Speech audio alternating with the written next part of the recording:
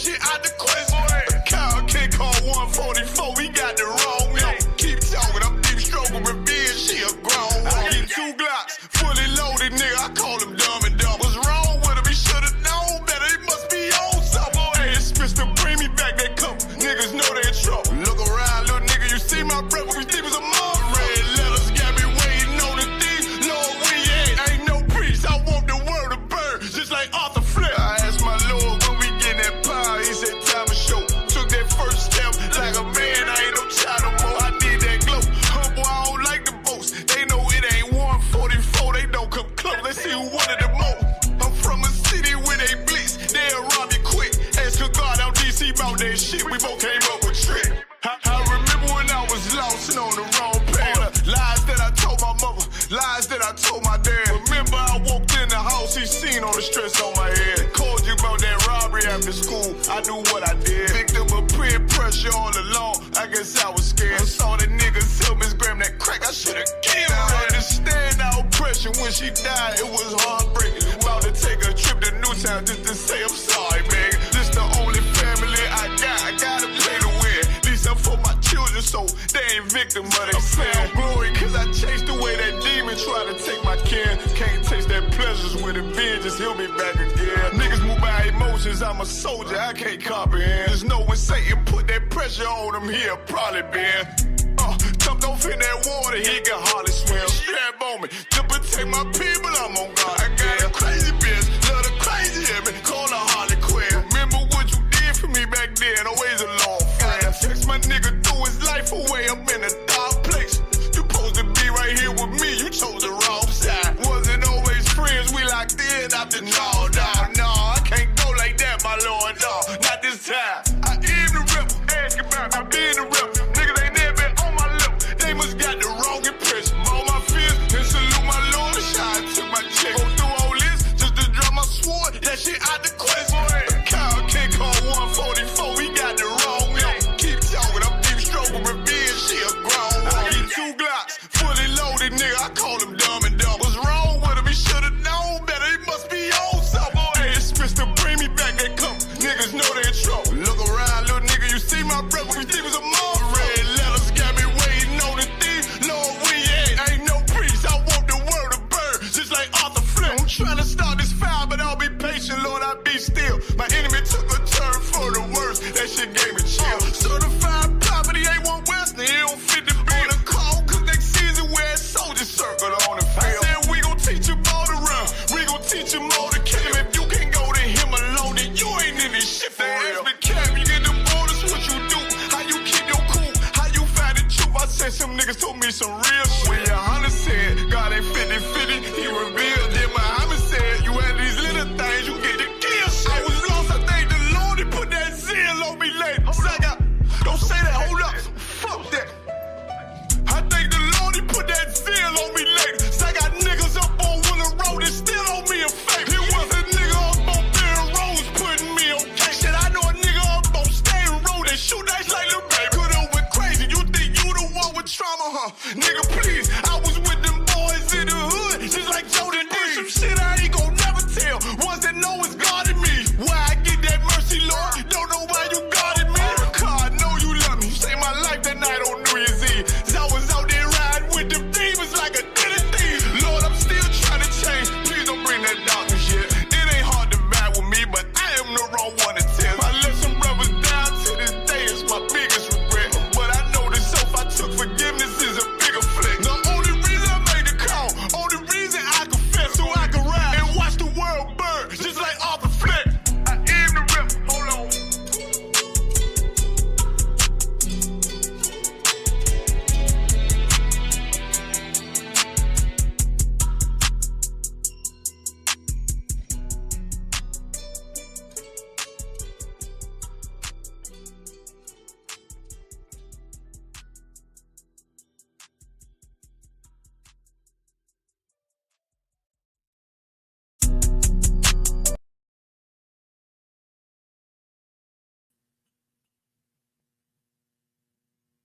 Oh man.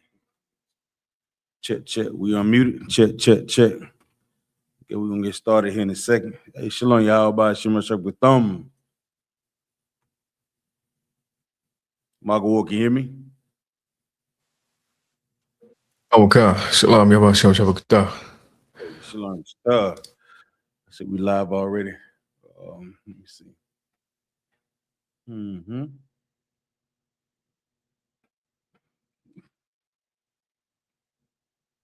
I should say she here, nobody's wife. That's Tawab. I tell you one thing, sis. Now is the best thing or the best part of learning the truth. You become brand new in the Most High. And you become a sister of the school. You become and then as being a sister in this school, you have new brothers and new fathers that teach you the things that we never learn in the world. Oftentimes, we never learn the truth of the Bible in this world.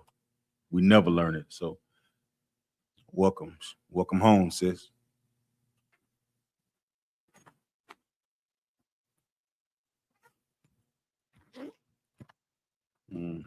Hold tight. We're gonna get started in a minute. Let me make sure I got everything together. Like maybe we're gonna do about 10 after bunk, y'all. Y'all give me a couple minutes, then we're gonna get it started like 10 after. So go ahead and grab your notes and notebook or whatnot. Then we're gonna get started. Maybe like four more minutes. Give me about 4 more minutes. Let me get what I need real quick. You got one with this one, Melody?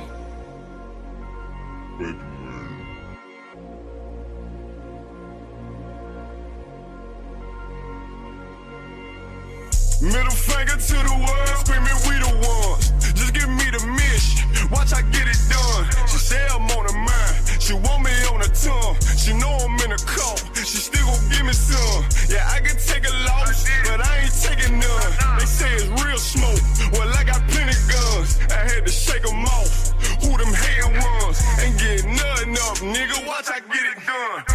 The truth hurt, I know it's hard to deal with. Bitch took all my emotions, I can't feel shit. You see them soldiers, they the ones I've been in the field with. I bought that black with a suppressor and a kill switch. Feel me burn, baby, burn, let's fuck the world up. I had to get it done, cause they ain't real enough. Red letter, fresh nigga, make this shit look easy. Told my mama I'ma die like this, please believe me. The real nigga check, they hating, no sweat. If he up it, I'ma blow that bitch, please believe me. Fuck the clout, money talk, tell me what you saying. She said I'm ready, daddy told her put it in my hand. The other niggas hold, that's why we in demand. It ain't no cows, no excuses, they don't understand. Soldiers posted, I'm fully loaded. I said got many wives, she said I don't give a damn. Middle finger to the world, screaming we the ones.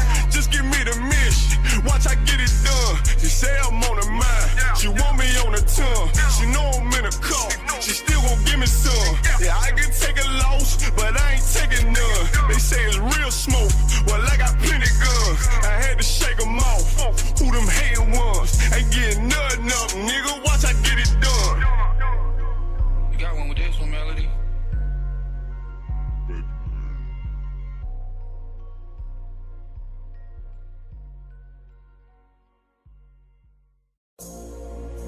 You got one with this one, Melody?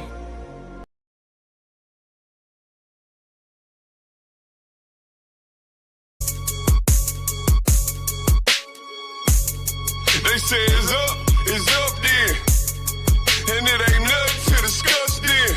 Pillar talking with revenge, we like best friends. Just left Atlanta, now I'm in Bama on the West End.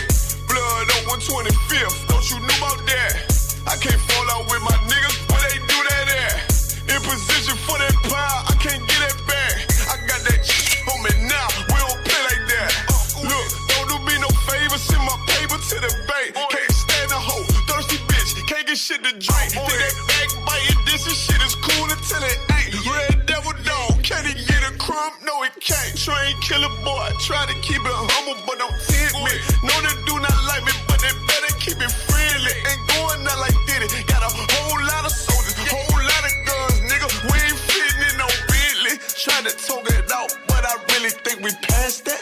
He ain't got that zeal, he can send that shit on Cash App. Show that nose high in the air, cause I ass fat. Listen, bitch. friends. Fuck that pussy, I won't pile. They say it's up then. And it ain't nothing to discuss then. Pillow talking with revenge, we like best friends. Just left Atlanta, now I'm in Bama on the West End. Blood on 125th, don't you know about that? I can't fall out with my niggas, where they do that at? In position for that pile, I can't get it back. I got that shit on me now, we don't play like that. If the nigga cross the line, he must want me to step a son. Running hard, moving it on up like George Jefferson. You got the bag, yes indeed, got the whole recipe. Got the bitch begging please, coach like the referee. Nigga think I'm tripping about that shit, now they out. Niggas couldn't keep it true around this bitch, and I'm a paw. Hold on, let me get the scoop on this nigga, think he flow. Hey, I'm lowering it down. Most High in Christ, clap it up. Hey, the water up. Most High in Christ. Shalom, Yahweh, Shem Yahweh, thumb to the Akim, the brothers. Yahweh, Shamar, the thumb by Hashem, outside to the sisters. I'm preaching officer of 5,000. Zion Yahweh coming out of Fayetteville, North Carolina. Representing the I.S.U.P.K under Commander Junior Hunter, having the Captain Nayathaq. Man, it's such a glorious day that we live in this day and age. And I think about how many brothers and sisters that are exposed to this truth, you understand? How many of us have access to knowing who you are? You take it back 10 to 15 years, a lot of us would still be struggling with just understanding that Christ was a black man. That descended from the tribe of Judah, you understand? In 2026, with all the technologies that's in the earth, you have no excuse to be ignorant, you understand? Your ignorance is based on what you want to know. Our ignorance is based on just what you want to know. Instead of you Googling how to get a man with these dance moves, Google who is Christ. How do I change my life? Instead of you Googling how to become a high value man, how about you Google like who are the 12 tribes of the nation of Israel? Those are the things we have to change. We talk about our moral compass and changing our daily way of life, man, our daily way of living. I see the topic that they came up, that the brothers that I can come up with. What's that? What's the topic over there, Margo? What's the topic that you got on the flyer, brother? You don't mind? Okay. The topic is, how can the city of Durham escape death? Con. So Captain Nayathaq gonna be dropping something heavy on it. So we not only say the city of Durham, we gotta say the city of Fayetteville, the city of Charlotte, you know what I'm saying, the city of Goldsboro, all the cities that are in North Carolina. Matter of fact, all the cities that our people are in. And the thing is, once everybody get this recipe, you can take this recipe and go throughout to any city, bunk, y'all. This recipe apply to every Black, Hispanic, and Native Indian community across the world. You know what I'm saying? Across the four corners of the earth. You understand? And it's going to be a righteous thing that Kevin and I get into tonight. And when we talk about rebuilding the communities, what normally comes to mind when you talk about restructuring a community or whatnot? You gotta use that mic right up, Bunky. That one ain't working. Yeah. What comes to mind when we talk about restructuring a community? Slugger, sir, can you hear me in Durham, sir? Con, I can hear you loud and clear. The water. Come on, I was just testing the audio. Slugger. Say again. No, Slugger, so I was just making sure the audio was Tawab in Durham, sir. Slugger. Anybody want to take it? When you talk about restructuring a community or a city, what do you have to do? What would be the first thing you have to do? What are some of the key factors in restructuring the community, Baba Kashaw? Like the other one? Come on. One of them that comes to mind is getting new leadership, or at least choosing the leader. Let's say righteous leadership, okay? Okay. Because every year, every 4 years, they vote in a new president. Yeah, it's on rotation, so we have to say righteous leadership. What else, Baba Kashaw? Mm-hmm. What else? Rebuilding infrastructure.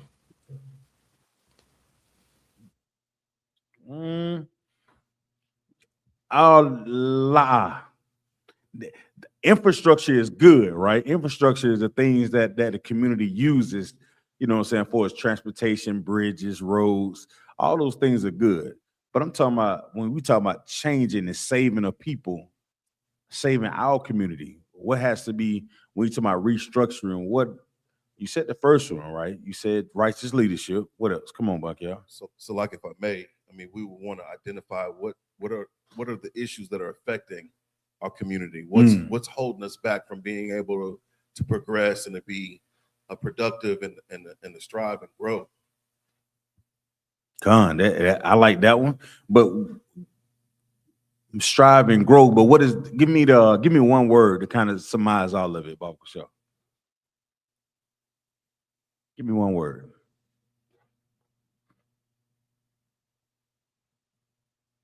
Unity. Yeah, we got to be unified in what we're doing, right? No, I'm just saying. As a whole, I think everybody sitting back waiting for the answer. It's 1,000 answers. You understand? So we talk about righteous leadership, unity, discipline, economic cooperation, and hope. We are hopeless people. You understand? And above all things, we have to have one power. We talk about the destruction of our communities, man, and the religions that come in and rob us, and they take everything out of our community, and they give nothing back.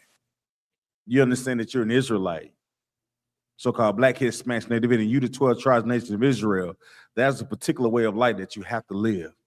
Instead of you going down the crazy days or follies down in Atlanta or Magic City, giving over your whole goddamn paycheck, you'll learn to restructure your life and focus on giving the Lord his 10%. You'll focus on having moral character and building your cities up to help us. You understand? Everything, oftentimes that we talk about restructuring our city, it's talking about bringing something in. Our people don't think about fixing what's already there. You understand? You talking about restructuring the city, you talking about, oh, we need a new Kmart. We need a new Walmart. We need a new, Target. You know, so these are things that often cross our minds, but we don't talk about the things that we need to restructure as a whole. Like, where do we go so we can sit down and eat safely? We seen an increase of sisters start going out to these nail salons. Like these are the things that they go to schools for cosmetology. What's the other thing they do? Esthetician, right? But after they graduate and they put all this money into going to school, how many Black businesses that are prevalent in our communities that they can go take that education that they had or that formal teaching and sit down in somebody's shop and grow a business? All these backyard barbecue cooks that we have, nothing wrong with it, but how are we restructuring so we don't have to go outside of our community? We can build within. You understand? So what's the Mr. Tenderism guy? You know, they made fun of Mr. Tenderism, and we find out he in the back of some oppressor damn joint cooking up all the food and getting no credit for it. Zero credit for it, right? So we talking about, first of all, you got to understand that we serve one God. Yahweh, his name. You understand? You got to understand we're the Lord's chosen people. We need righteous leadership. We need unity. We need discipline. And we need some real hope, man. Because without hope and understanding that things can change your life, you'd be less inclined to fight for anything. It's so easy, right? Let me get the book of Isaiah 58 and 12, Baba Kashaw. Okay. Let me get that with you. We want to start all right.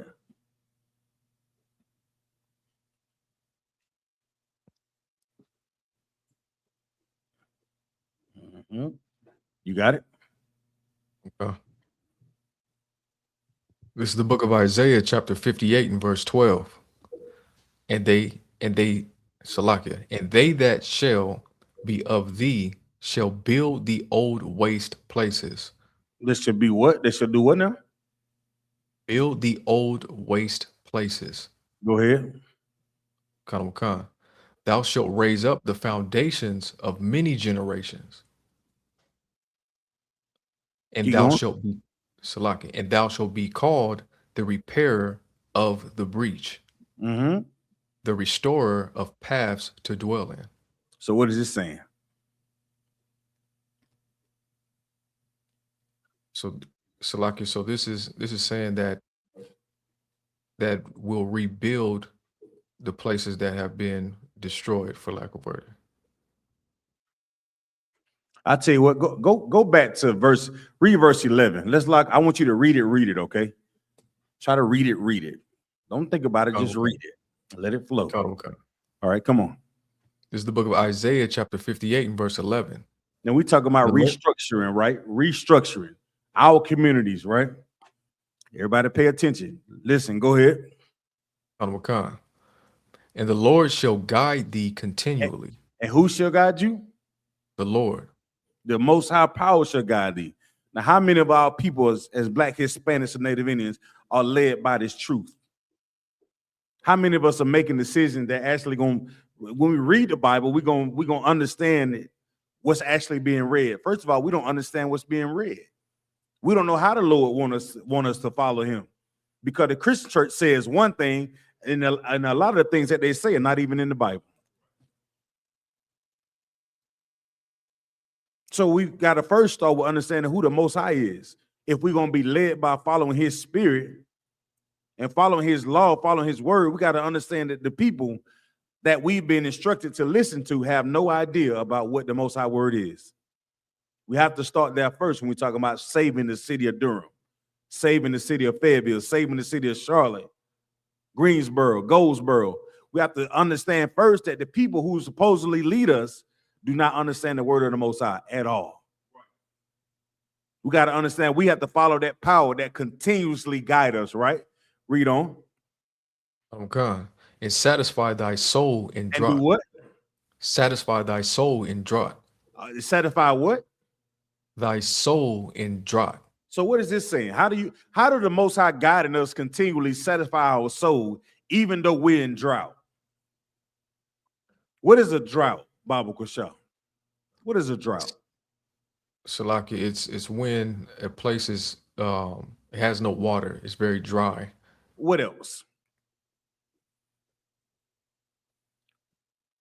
When things are missing, there's not enough of something, like during COVID, when there was no toilet tissue inside the stores. Right. There was so the scripture says, and satisfy thy soul in drought. How would the Most High satisfy our soul in drought out? How? What is your soul? What is your soul? What is a soul? According to the Bible, what is this soul? Come on, Akin. What is the soul? Salaki, it's the portion that makes us who we are, that gives us our spirit, our personality. Spirit. Okay, I'll take spirit. I'll take spirit. Yes, spirit is the word I would take for soul. So when we talk about following the Most High, what type of spirit should you have? Let's do this. What is spirit then? Let's do that. You said soul, then you say spirit, but what is spirit? Let's do that. What is spirit? Like it's a vibe or like an energy. All right, so give me the U.P.K. official breakdown of knowing what a spirit is. So there's no gray area. There's some Christian out there is thinking some spirit is boogly, flying around in the goddamn sky and jumping out of closets and scaring the shit out of you. You know, oh, that's spirit. Some Christian church, somebody walking around and shouting and spitting all over the goddamn place and jumping over pews say that they got the spirit. So what would the spirit be if you know for his U.P.K. Baba Kershaw? Lucky, I don't know the official breakdown, but I could take a shot at the other one. Come on, let me see what you got. That's what we're in class for. Because check this out. The reason why I'm asking you, because it's not just you. I think about everything that we talk about in these classes. Think about this is for all our people. The places that we're in and the things you're learning, I was just like you. I walked through the doors, and every day I came prepared. I was green as a blade of grass. I came in with my pen and my paper and my Zondervan and my dictionary, and I sat down and shut my goddamn mouth because I knew I didn't know a damn thing. I knew all the good deeds that I thought I had done, they didn't mean anything. But now I know I have to follow the Lord continuously so he can feed my soul, even though I was in a drought. So we talk about the spirit. What is the spirit? You said vibe. Now how we break that thing down so everybody will understand the vibe of the Most High? What is that vibe? Salakia, one word I would say an emotion, how something makes you feel. Okay, something that you feel. You ever heard of Like, the sir, term? Come on, Tabu One. would it be the law, statutes, and commandments, sir? Would it be what? Would it be the law, statutes, and commandments in the sense that, you know, a spirit is a vibe. It's a physical manifestation of something that you can't see, but you see it manifested in something that takes place. For example, we always use the example of, oh, they got school spirit. If someone has school spirit for Fayetteville State, they're going to be wearing them Fayetteville State colors. They're going to be, you know, cheering and excited and doing everything that Fayetteville State is all about.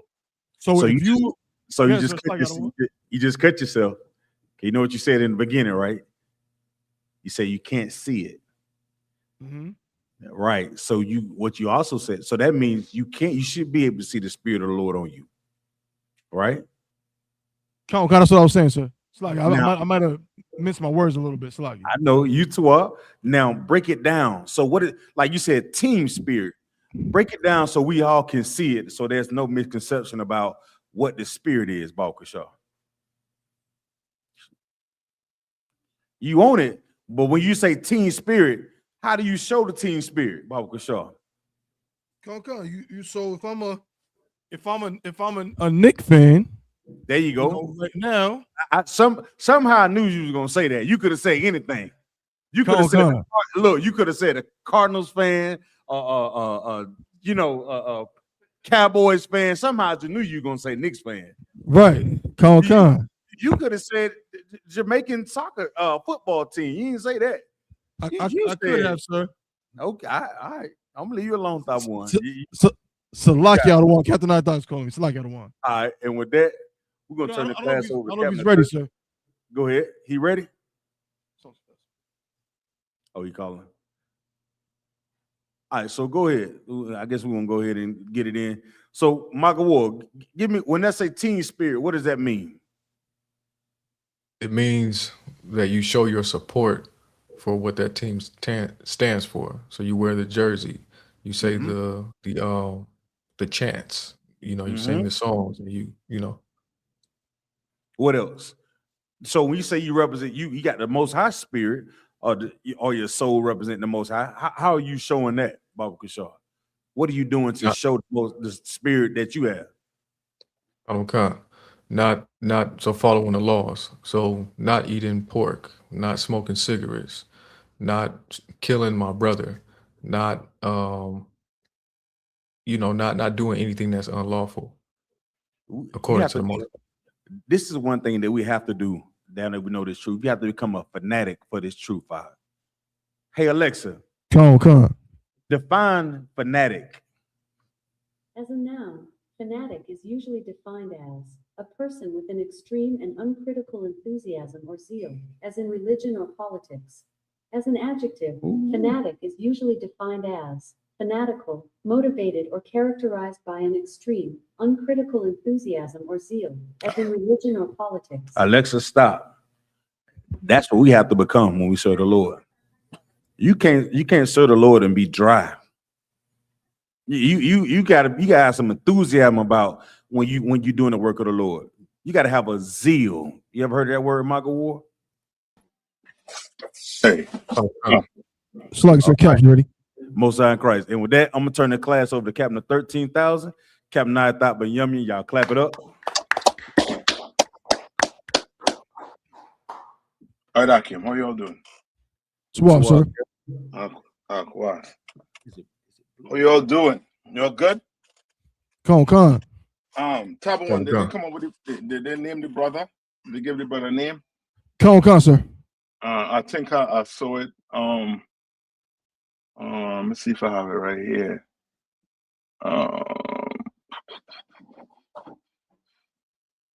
Hold on. Is his name Robert Harris Jr.? Con, sir. Yeah. And did they say where he died from? Did he give sir. the autopsy yet? No. Okay. Sir. And he a brother, right?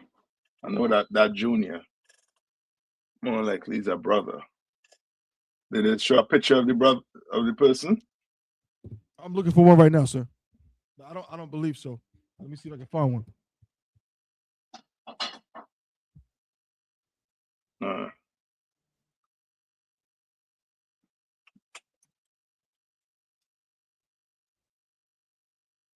Okay. All right. So, what are we willing to do? The question is, what are we willing to do so that Blacks, Hispanics, and First Nation people don't continue to be unalive? You understand? In America or in this entire earth. What are we willing to do? First, give me Job 9 and 24. And the first step is this. We're going to have to recognize something. Right?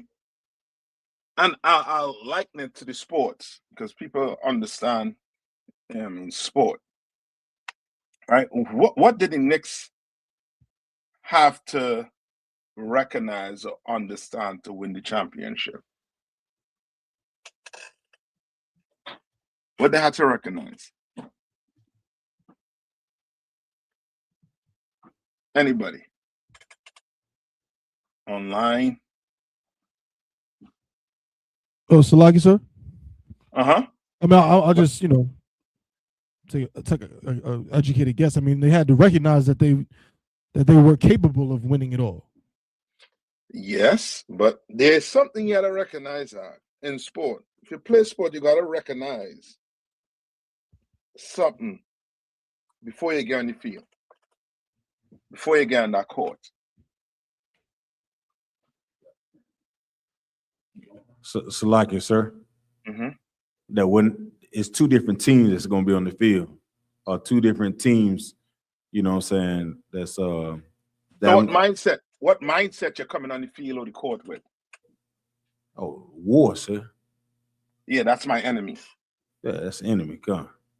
For the next, for football, right? Or what you all call soccer, for the next 90 minutes, you're my enemy. All right. And I'm going to have to do what? Do everything within myself to what? To try and win. You understand? Mm-hmm.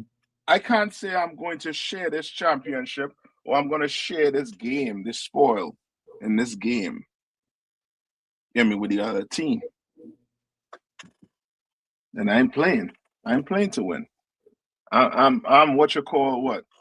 Even in the amateur game, you still play what? To win. You understand? Like, first, Black people have to recognize what team they're on. That's the first thing we got to recognize. Come. What team are you playing for? What team is your mayor playing for? Is the mayor on your team? You understand? Is your alderman? Are these politicians? Who you voted for to represent you? Are they on your team? And what qualifies them to even be on your team? What qualifies them to be on your team? You know, ask yourself this. Who have Job? Michael, you still with me, right? Reading wise. Go to Job 9 and 24. Okay. Mm-hmm. This is the book of Job, chapter 9 and verse 24. Mm-hmm. The earth is given into the hand of the wicked. The what? The earth is given into the hand of the wicked. You're going to have to understand this. The earth that we on right now is what? Is given into the hand of the wicked. So when you see things like this happening to our brothers and sisters, know that what? The earth is what? Given into the hands of the wicked. Come. You can't expect a wicked man to do something that is what? Right. He's wicked. You understand? You're gonna have to know what team you're playing on. You think the what's the guy named Giannis? I give him his name. The dude over the county jail. Hold on, let me pull up. Giannis, I give him a sheriff. What's his name? Y'all know who I'm talking about? Come, I just seen it, sir. Salaki. You talking Hold about Sheriff Burkhead? Yeah, Sheriff Burkhead. Who team he on? Who team he's on?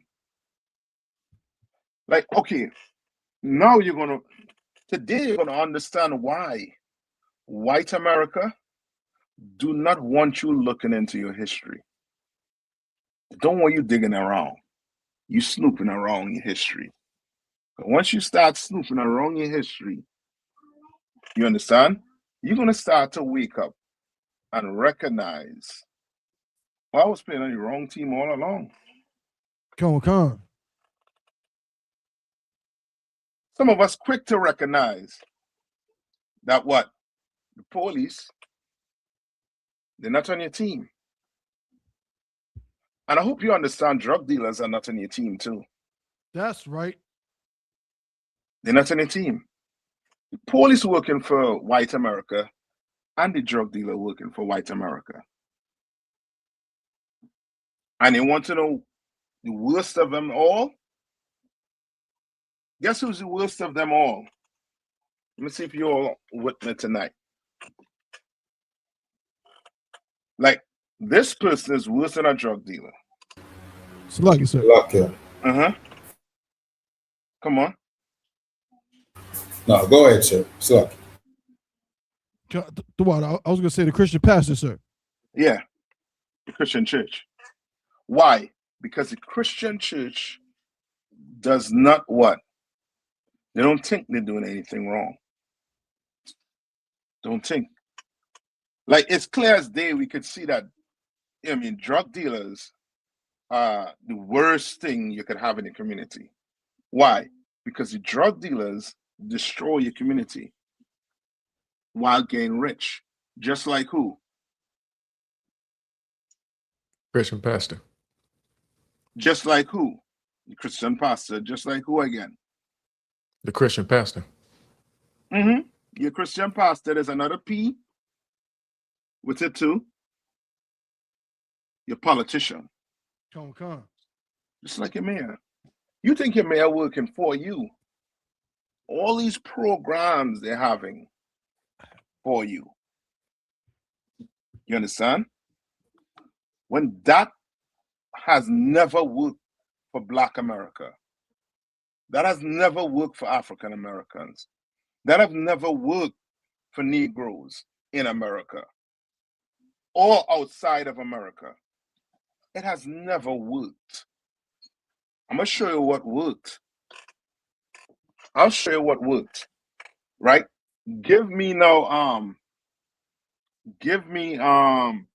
Ecclesiasticus 40 and 28. And Tabon, you have any you have an article on the brother that passed? You wanna pull it and read? You understand? Come, so I got an article. And this is not just for Durham. Durham, we are not the only city that have what? Black people in it. And we're not the only city that's reeling from the injustice and the oppression of the system. This is happening in every city in America. Every city where Black people are, we're being oppressed. The brother that just got 35 years, 35 years, you give a young brother. You understand? Like, people think it's Black people's fault. We're not trying to get you to see It's not your fault. It's not your fault. Come on. The earth is given into the hands of the wicked. The white man is the devil the Bible speaks of. That's right. He is the wicked on the face of the earth. And he is that person that have us in total what? Confusion. Total confusion. Where do you think Christianity come from? You ever asked yourself what religion was Moses? You ever asked yourself what religion was Christ's disciples?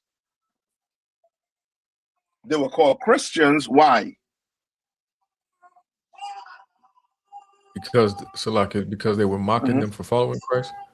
Not so much mocking them for following Christ, but that's what you call a person who follow Christ, a Christian, right? That's a true follower of Christ, a Christian. You understand? No. Okay. No. Are you saying that that was their religion? No. That's just what they call people who follow Christ. You understand? The white man went and created religion. These other nations had to create religion. You understand? So that they could hide who they really are. Go ask Wayne Gacy what religion he was. Wayne Gacy was a Christian. You all know who I'm talking about, right? Come. Right? The clown. The one that was what do you call him? Was a mass murderer. You understand? Oh, what about Donald Trump? What religion do you think he belonged to? He's a Christian. Celebrate Christmas birthdays just like Christians do. That's what I'm asking you tonight. What are you willing to give up? What are you willing to do to get justice for all our brothers? You understand? Cyrus Belton. What's the brother that's that they put in jail for 35 years? What's his name? Carmelo Anthony. Carmelo Anthony. And this brother, Robert Harris Jr. What are we willing to do to get justice for him? You have it there, tab 1? Come on, sir. Go ahead and read it. Read some of it. Come on, sir. Durham County detainee dies after being found unresponsive in cell. Durham, NC. A detainee at the Durham County Detention Center died Friday after being unresponsive in his cell, according to the sheriff's office. Sheriff Clarence F. Burkhead said the individual was discovered unresponsive earlier in the evening and was transported to a local hospital where he later died. The individual. So the individual don't have a name? Give him a name. Come on. Robert Harris Jr. was found what? So like, sir. Uh-huh. Unresponsive earlier in the evening and was transported to a local hospital where he later died. Monday. He later died. So he found unresponsive in a cell. Which means they're doing what with those people when they lock them up? They're being treated what? Salaki, sir. Come on. I would say that they don't check on them. They treat them like animals. You treat them like animals. Like you just take a straight dog off the street and put it in some kennel. You understand? Come on. If I could, I have a little bit of information on why this is sparking outrage. Come on. With that specific detention center. If you just look up conditions at the Durham County Detention Center, it says they are marked by severe staffing shortages, aging infrastructure, and escalating safety concerns. With approximately 36% of correctional positions vacant, officers supervise up to 50 detainees at a time, frequently resulting in restricted inmate out of cell time, suspended recreation, and concerning health incidents. Oh, so they're making excuses. Where do you want all that money? Right. All the money. I think they had a proposal to build a bike in a bike what do you call it? A bike trail on the street. Bike lane, come. A bike lane. Check out how much does that bike lane cost?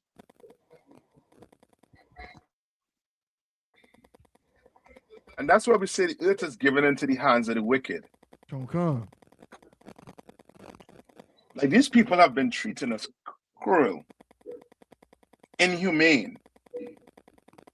And then they go get one of us and then put their faces up like if they what? Like if they're one of us? No, they're behaving just like who? What did Christ say? In John 8:44. He said, ye of your father what? The devil. You understand? These Uncle Toms that are up there in their seats, they behave just like the oppressor. That's right. Commander General YAHANNA have better officers than you. That's You understand? If we were running that prison, that brother would have been alive. So like you said, Commander General have better officers than you. Come on. Just quickly, pause, piggyback on what you're saying. You can. It's one of those things. They're keeping it very hush hush. I know Officer Yanazar did extensive research. They've been, with the situation, and they've redacted so many statements in different reports to try to, not really say what's going on. But the people are talking, and there's so many rumors swirling around about the conditions in that prison, that jail. They're saying they have no AC in there. That the AC has not been working in that facility for some time. You got people having seizures because there's no AC. You know what I'm saying? And then at the same time, and there was an animal shelter that I'm reading about that with about 50 dogs that were taken into foster care by volunteers, and they installed huge industrial fans for the dogs to keep the dogs comfortable and okay. Yeah. They haven't done that in Durham, in the Durham County Jail. No, because to the white man, his dogs are better than you. That's right. You understand? His dog can't talk back and say you're the devil the Bible speaks of. You understand? Con. Dog can't go down to the police station and say, you know what? I'm filing a report on my master because he been doing me this, that, the other. Can't. You understand? Con. But black people, we for sure could make this white man hear us and understand. And I'm going to give you a hint. Do you want to say? Right? America and Iran was fighting a war. Right? Con. They signed an MOU, which is a what? A memorandum of understanding. And they say what? They cease all what? Hostilities. Meaning Iran is not going to fire on America. America is not going to fire on Iran. Why? What stopped it? What stopped it? What do the heathens know that we don't know?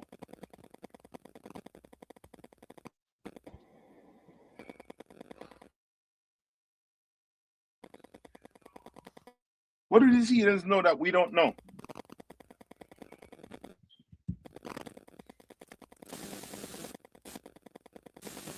Salakia. Come on.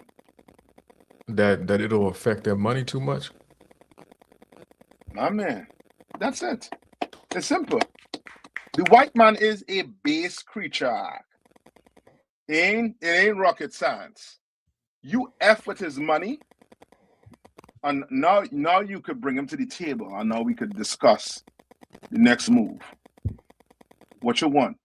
Why you think China could be communist? You understand?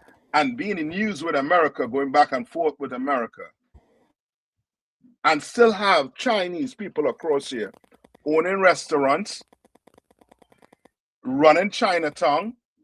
Why? Because they know. They understand the white man. They understand him real good. We don't. We don't understand him. Why? Because of our leaders. Come. Our leaders want his money over their people. So your mayor won't take money from the oppressor to do what? What will the mayor do when he takes money from the oppressor? What would he have to do?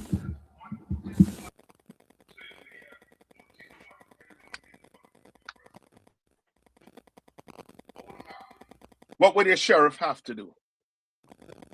What will the police officer have to do when he get pays from the so-called oppressor? It's like, sir. Come on.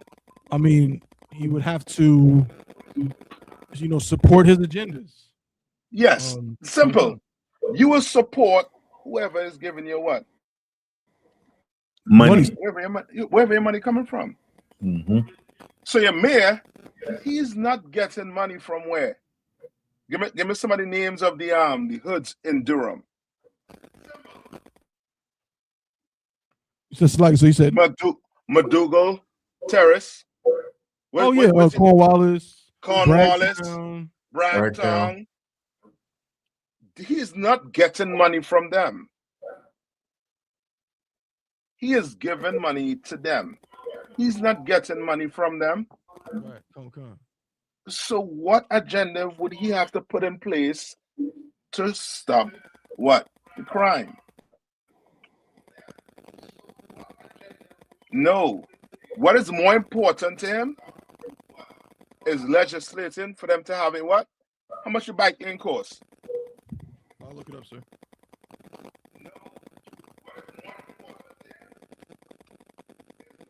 Find out how much that bike lane costs. I'm looking it up right now, sir. Yeah, I know. Like it, sir. Come on. Bike lane costs can vary. Based on the complexity of the design, but ranging from $5,000 per mile for simply painted striping, up to $1 million per mile for permanent protected cycle tracks involving concrete work or new structural foundation. Salakia, Taba one. Look up Raleigh or North Carolina. I forget which one. It's either Raleigh or Durham. One of them. It'll have the course. The 2026 Durham Bike and Walk Lane. Mm-hmm. Salakia. I see it. I'm looking for the cost. But let's say this. They are more interested in a bike lane. For who? Salakia, if I could, sir. Come on. Okay, so I found the funding. Uh-huh. The design project is city and grant funded through the capital improvements plan and Bike Durham with a total budget of $560,000. So you telling me that can go towards the trying to hire more people to take care of this prison or this jail, this detention center? Sir, because I think if I could, sir. Mm-hmm. I believe where you're going with it is because the bike lane is going to attract some nice Caucasian young engineers, lawyers, and so on.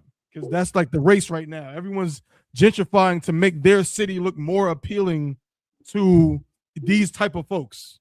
Yes. So because they know that these people bring in money, they bring in Starbucks, Panera Bread, and so on. So that's who they're trying to appeal to. They don't care about niggas in the jail cell dying, slacking for my language, or people in the projects living in squalor. They don't care about that.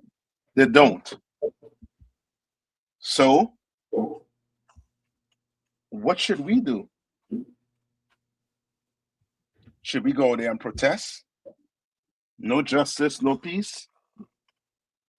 How long we been doing that? No justice, no peace march? Good night. Right?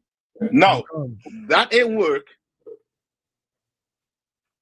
We should go get guns. That'll work. I know we think short term. All right? We can't take short term. We go get guns. Where we get any bullets from? Hold up. Where we get any guns from? The oppressor, sir. No. I'm talking to black people who say, enough of this all this talking. Let's get guns. Okay. I'm asking you, where we get any guns from? Okay. Lucky. Go ahead. We get them from the oppressor. Okay. You are answering the question. I'm being sarcastic. And the reason why I'm being sarcastic is black people don't own no gun factory. Right. That's right. You think it's by coincidence that we don't own a gun factory? You think it's by coincidence we don't own a big company making what? Rockets and ammo? You think it's by how many of you think it's by coincidence? It ain't by coincidence, it's by design. Right. It's by design. You understand? It's by design. Just like it's by design that the Crips and the Blood fight and kill each other. It's by design. What are we unaliving each other for?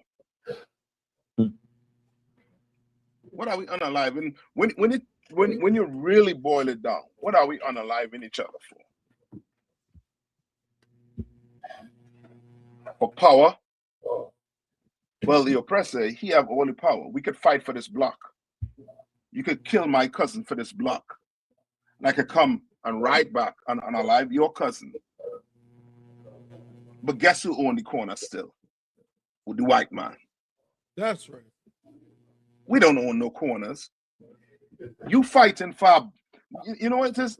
It's like fighting for a needle in a haystack. Who gonna win? Who gonna find it? By the time we find it, we might as well throw the towel in. Ain't nobody gonna be alive. And black people think it's by design. It's not by design, but it is by design. Why one is red, one is blue? Look at the colors of the flag of America. Sit down and ask yourself.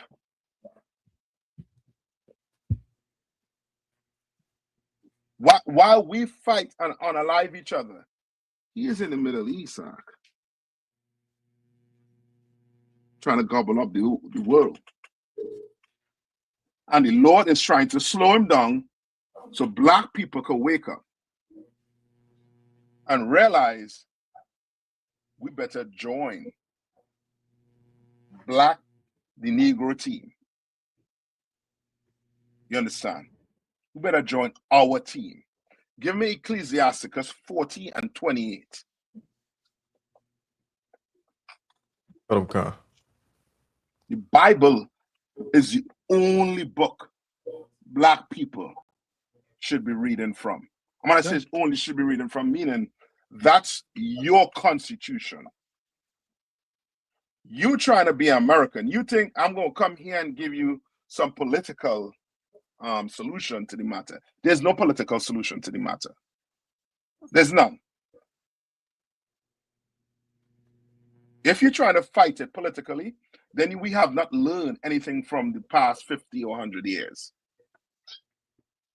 There's no politics that is going to get black people out of the situation we are in. That's right. You want Robert Harris? Yeah, I mean, my condolences go out to his family members. You want him to be the last?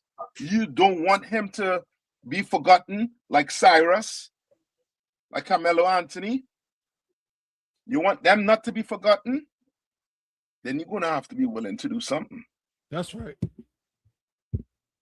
You're going to have to be willing to do something. You understand? Your Christian pastors are not coming out and giving us the solution. And the solution is right in the Bible. It's been in the Bible. Read this. Okay. This is the book of Ecclesiasticus, chapter 40 and verse 28. My son, lead not a beggar's life. Hold on. He's saying what? Lead not a beggar's life. No, he's saying my what? My son. My son. This is a father talking to his what? To his son. To his youth. To the youths out here. Do what? Lead not a beggar's life. Don't lead a beggar's life. Now ask yourself this question. Which 29 and 44. other nation, which other nationality, meaning Chinese, the East Indian, the Asians, the Arabs, which other nation has ever begged the white man for civil rights? No other nation. But yet still they all prospering from it. From our forefathers getting dogs sicked on them, water hose turned on them, getting their head split with them baton. But every other nation was able to do what? To profit from it. The civil rights movement was the worst thing that black people could have ever did in this place. That's right. And I'm not saying it alone. The man who had us go down that road to civil rights, who was Martin Luther King Jr., said before he was unalive by a white man, he said that I have led my people into a burning house. You understand? Martin Luther King said that. Why would he have said it? Why? Because he saw that what? Being kind to white people. You understand? Catering to white people did not help us. It made things worse for black people. Made it worse for us as a nation. You understand? America has been dehumanizing black people for over 100 years. Hundreds of years. They claim to let us out of slavery, but we don't see. By the end of tonight, you would see what's the problem and the solution. Come. Read on. Okay. For better it is to die than to beg. For better it is to what? Die than to beg. He's saying what? It's better for you to die than to what? Beg. Like we should not have march, no justice, no peace. I'm going to tell you what you should have done. And I'm going to show you it in history. Your recent history.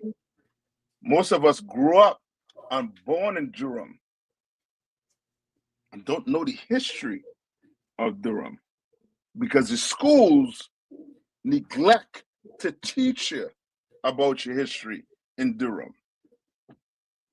And Durham is just a small community of black people compared to the larger black people.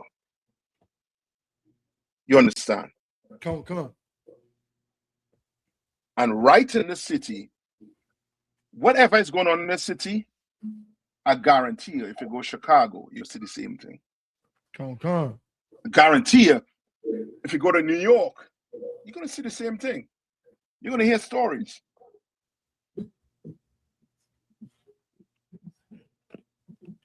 Read on. Verse 29. The life of him that dependeth on another man's table is not to be counted for a life. You want to know why the oppressor look at us the way he looks at us? Because we're begging him for civil rights. That's right. We're begging him to see that we are human beings. When fuck him. That's right. You understand? Damn. To hell with him. You understand? Shouldn't have to beg him for him to see we humans. And then when you're at camp, you hear people saying what? He bleed just like us. I know. But I don't read about his people laying out dead in some jail cell because of neglect. I don't read about his people going to prison for self-defense. I don't read about that. I don't read about his people getting run down and being shot like a dog in the streets of America. And then everybody blaming him for getting shot.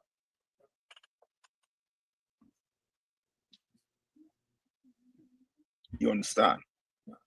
Read on. Come on. So like I said, just real quick, I seen a comment someone made. What you just said just brought that to mind. Like and I think it was a brother who said this concerning the brother that died in the prison. Mm-hmm. He says something to the effect of, "Yeah, see, this is why you don't go to jail. If you just stay out of jail, you don't got to worry about, horrible conditions and no AC." And it's like, of course, we know, our brothers, we don't commit crimes, and we go by the law, statutes, and commandments, and we follow the laws of the land. But there's a complete disregard of our humanity. Yeah. At every turn, it's like we're not even worth, just the decency of. We don't even know what this brother's crime was. Yeah. You know what I'm saying? I'm not sure. I think I might have read it might have been something about robbery, maybe. I don't think it was murder or anything. But it's like there's a lack of humanity when it comes to how people view us. Like, yeah, you innocent until proven guilty, and he was waiting for his time to go get his day in court. Come. You understand? And that same person that asked or made that statement, I would ask him, what about Philando Castillo? Come. What did he do wrong? Come, sir. And then you'll hear, well, that's something else. No, it's the same thing. The brother in jail, he died in a place where you said he's not supposed to be, you're not supposed to go to. And then the brother who was in the car with his woman, a minor traffic stop, going to get what the officer asked for, was shot. So I believe it. Philando Castillo? Yeah. Salaki, sir. Uh-huh. We can talk about Trayvon Martin, Tamir Rice. You can say Emmett Till. Yeah. Emmett Till, the woman that caused him to die before she died, she confessed it. Like black men or black women who make statements like that, their eyes are not open. And they don't understand that this earth is run by wicked people. That's right.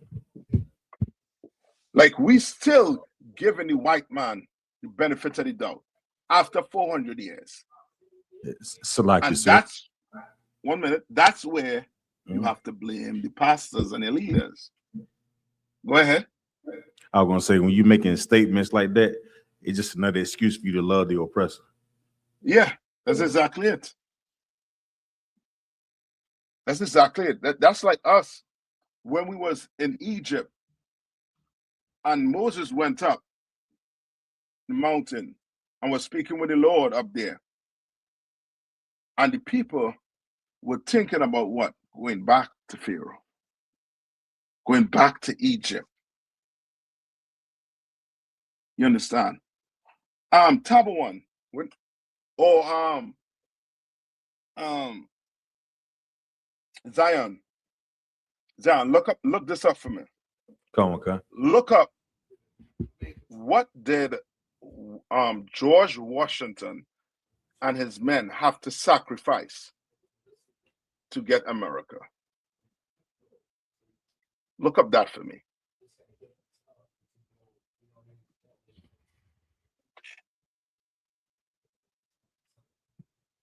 Like, what are we willing to sacrifice?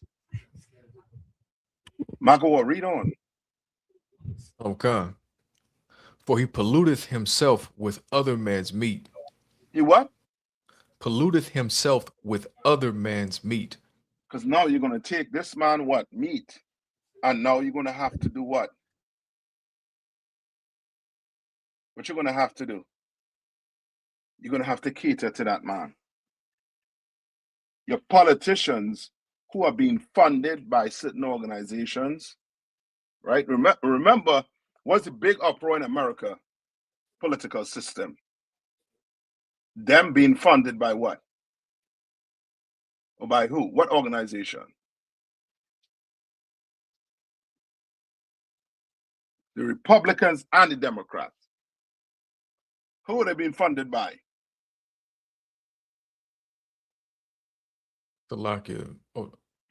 Billionaires?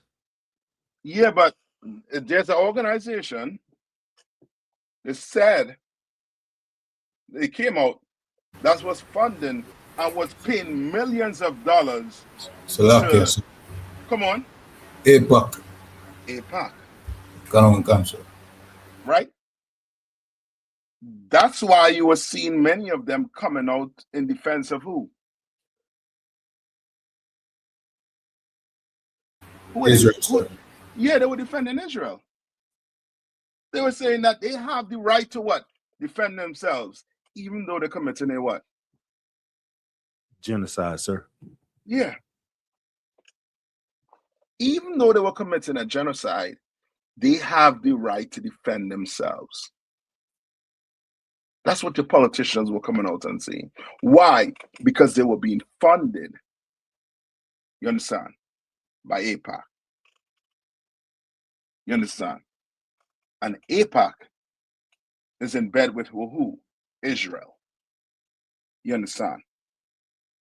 Like when black people wake up to the game that they're playing, like it's going to be a revelation. That's why you should come into the U.P.K. Come into the Israelite School of Universal Practical Knowledge so that you can wake up and recognize who your enemy is. Recognize the game your enemy playing on you. And recognize that the man down the block, you understand, that have a red handkerchief or a red bandana around his neck, he's your brother before that bandana. You understand? A brother with that blue bandana, he is your brother before any color. Understand that. And the oppressor, he understands it when it comes to what? To money. You think all of them Democrats, you think they're together with the Republicans? One is what? Liberal. The other is what? Conservative. But what they're together on? What they have a proper understanding about? Salaki, sir. Come on. Making sure that they are above us. Yeah. Hating us. Being racist against us. Where's the white Democrat coming out and saying what? You all are treating these young black men unfair. Carmelo Anthony should have never been sent to prison. Should have never been sent to prison. Where's your Democrats? Where's your white Democrats? They know how these white men behave. They know how the white kids behave. They know.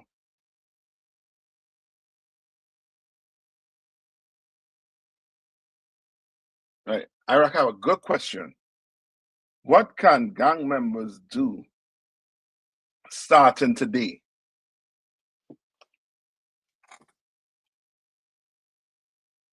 Well, stay a little longer. I'm going to tell you what you're going to have to do. This class is for you, brothers and sisters out there. This class is for you. Right? Read on, Magawa. And Zion, you're from where I asked for? Come on, Khan. Bunky, y'all on it, sir. Let me know when you find it, right? Come on. We ready, sir. We ready. Ready? Come on. Salakia, sir, you asked the question, what did George Washington and his men have to give up for America? Have And to Google- sacrifice. Go ahead. It says George Washington and his men gave up their personal comforts, financial livelihoods, health, and absolute power to secure American independence. They endured years of starvation, disease, and mutinous conditions while Washington himself refused absolute military dictatorship and voluntarily surrendered supreme power twice to ensure a democratic republic. You understand that? Like, they had to sacrifice something. What are we going to sacrifice? So that our brothers don't lay dying in some prison. So that our brothers don't get run down by some Asian and be all alive like some dog in the street. What are we willing to do? What are we willing to do?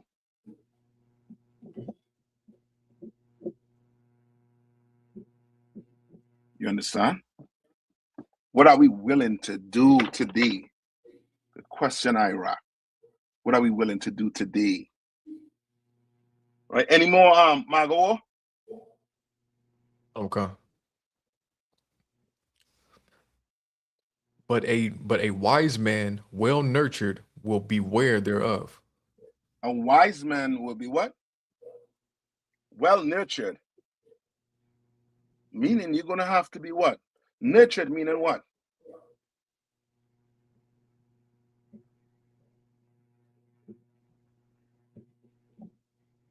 Meaning what?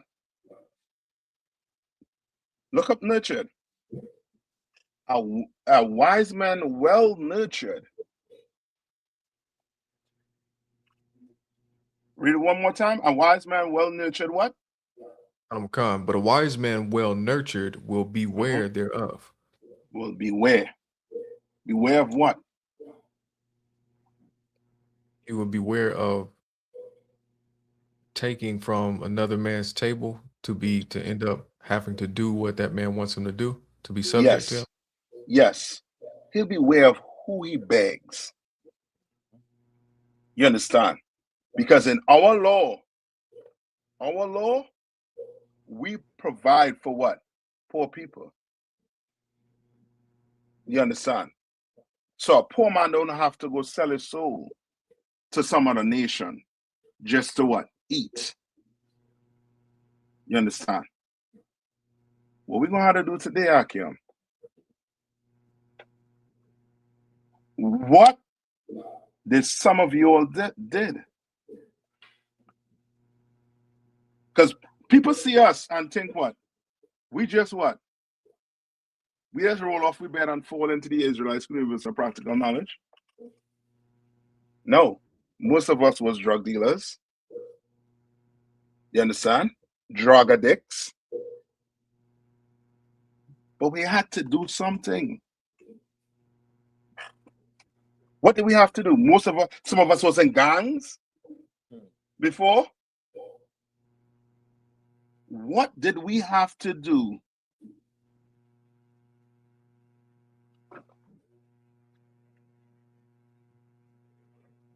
I'm asking a question. Salaki, sir. Come on. We had to give it all up, sir. We had to walk away from it. We had to do what? Yes, we had to change. We had to become somebody brand new. We had to forgive what that brother did us in the world. we have to forgive him. You understand? You're having a hard time forgiving him? You bring it to the Israelite School of Universal Practical Knowledge. Bring your problems here. Bring your issues in here.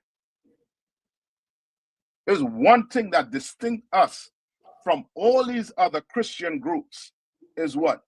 In here, your problems get solved. I don't care what it is. In here, you have an ought with a brother. Oh, that get sought after. That get dealt with. And nobody has to what? Nobody what? Salakia, sir. Uh-huh. Nobody have to be unalive. Yeah, nobody dies. Nobody dies in here. We live in here. We like guns and we love women. And we club, we love partying. Like people be getting twisted and thinking, oh, these are some Christians. No, we read the Bible, but we ain't Christians. That's right. We ain't the Christian you talking about. We ain't part of Eddie Long, Creflo, or T.D. Jakes. We not them. We have to give something up to come in here. All right. Top of one, I also send you something your WhatsApp too. Some things that Yanaza put together to what Yanaza. All right. And you can go through it and read some of the, some of the important things that we need. Because brother, telling you, let me see.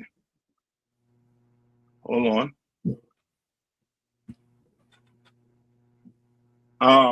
Marco will go to Romans 12:2. Okay. Right, you want to know what you have to do? I'm gonna tell you what you have to do today. Starting today. Like, come on. This is the book of Romans chapter 12 and verse 2. And be not conformed to this world. Be what? Be not conformed to this world. If you're in a gang, you are conformed to this world. You're conformed to this world. America, military, just a big gang. How you know? What they did to Venezuela, what they did to Libya. But they are on a large scale, made it look like a what? Like they were going there for what? Because they have the media behind them. They can lie. They can make up stuff. But you, being in the corner, you don't have the media behind you. So they'll label you as a what? A gang.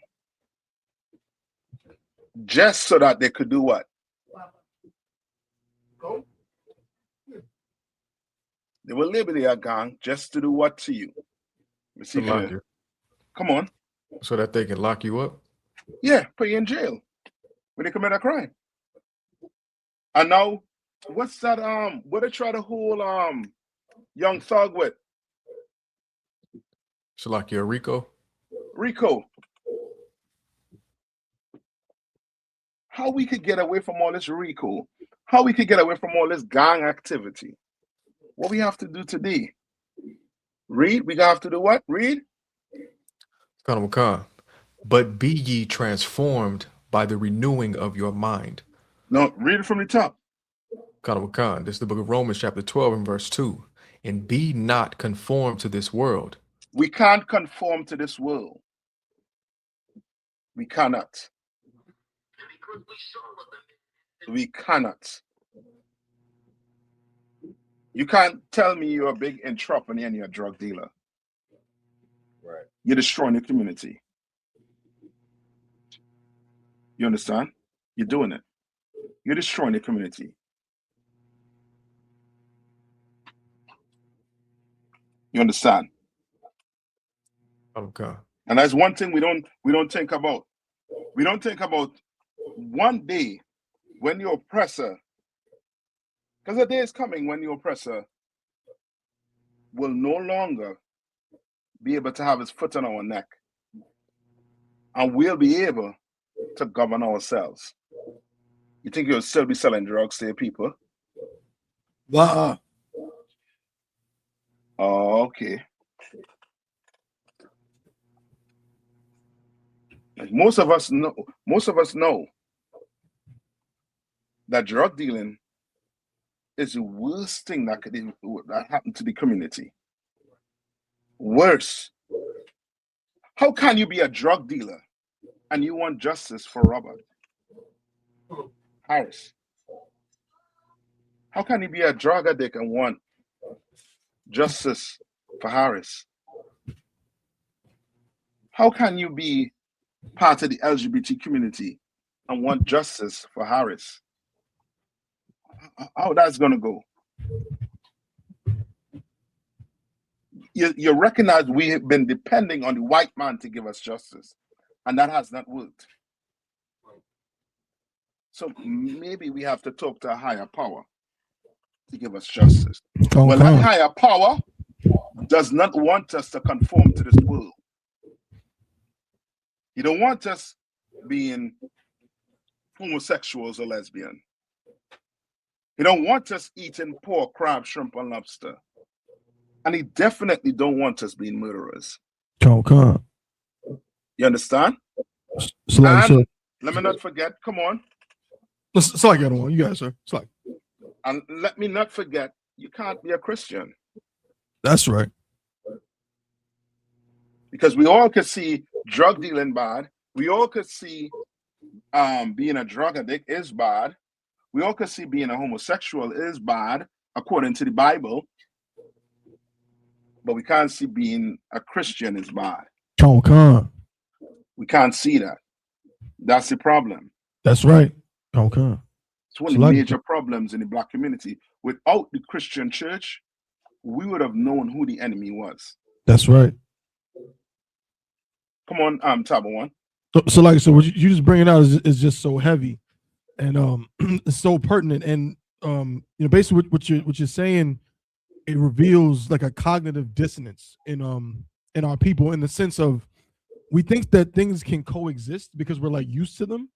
So like in the hood, because you're used to a church being on every corner, and drug dealers being on every corner, and prostitutes being on every, like you're used to those things as being a part of that life. You think that they coincide, that they go together, and so you think they can coexist. I can love my hood. If I'm from Bull City, I love Durham, but I also love that drug dealer. I also, I respect that drug dealer or that sister that, you know what I'm saying, is selling her body or something. You can do both. But in reality, as we learn in I.S.U.P.K, we can't mince words. Like all that stuff is fake. I cannot love Durham and love drug dealers. I can't. I have to hate drugs. I have to hate crack cocaine. I have to hate the sale of drugs if I love my people. No different than, if somebody was to unfortunately SA my niece or something. I can't say I love my niece and then you see me in the picture dapping up the brother that SA'd her, like smiling. Right. That don't go together. I have to be against that if I claim to love this thing. So until we can say we hate the drugs, we hate the prostitution, we hate the murder, we hate that lifestyle of gang culture that teaches us to hate each other. Until we can say we hate those things, then we can't say that we love each other, because we don't. So like, we're just lying to ourselves. That's the change. Starting today. Come on. You're gonna have to hate the things that continue to destroy Black people. That's right. So that Black people can live. You understand? You're gonna have to hate it, Talk. We love Black people so much that we're not gonna celebrate July 4th. That's right. We're not. We love Black people so much that we're not celebrating Christmas. We're not even celebrating with birthdays. That's right. We don't do it. We're going to have to change. The only way you're going to put a drug dealer out of business is by having what? Because drug dealers been going to jail. How many of you watch Scarface? What happened to Scarface? Tony Montana. What happened to him? He got murdered. Yeah. Salakia, sir. Uh-huh. But somehow we think what? I'm better than him. I ain't gonna make that mistake.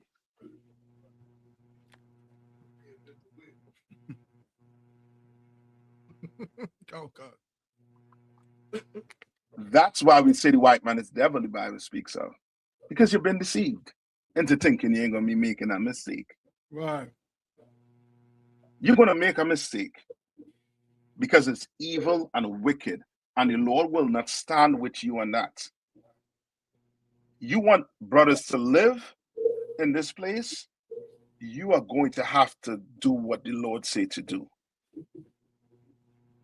You want a strip club to close down, you want sisters to not be strippers, then you can't go to a strip club. I hate a strip club. I will not go inside a strip club. That's right. Ever again. Ever. Because I love my sisters. That's right. And I know that's a brother-daughter that's on the stage. Right. And she's on that stage like that because somebody violated her as a child. No woman in the right mind is going to expose themselves like that. When I say in the right mind, meaning no woman that has not been violated will be on that stage like that.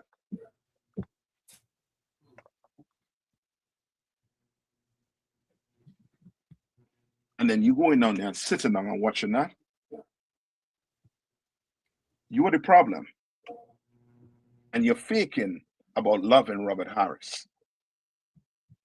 And then you'll go Saturday will be with a placard saying no justice, no peace. And then by Saturday evening, you have a blunt in your mouth, you're sucking on a blunt. Yeah, you're getting ready to buy fireworks for July 4th. You understand? You're getting ready with the boys and them to go to the strip club. We're going to have to stop that. That's right. These men in the Israelite School of Universal Practical Knowledge, we stopped all of that. You understand? We didn't give up the guns and we didn't give up the women. You understand? We kept our guns and we kept our women. That's right. So don't tell me you can't come in here and live and be a man and enjoy life. You ain't enjoying life until you come into the Israelite School of Universal Practical Knowledge. That's right. I'd have to sleep on my bed wondering whether somebody going to kick in my door to try and unalive me because I done sells the wrong product to the wrong person. Or I done sleep with some other brother woman.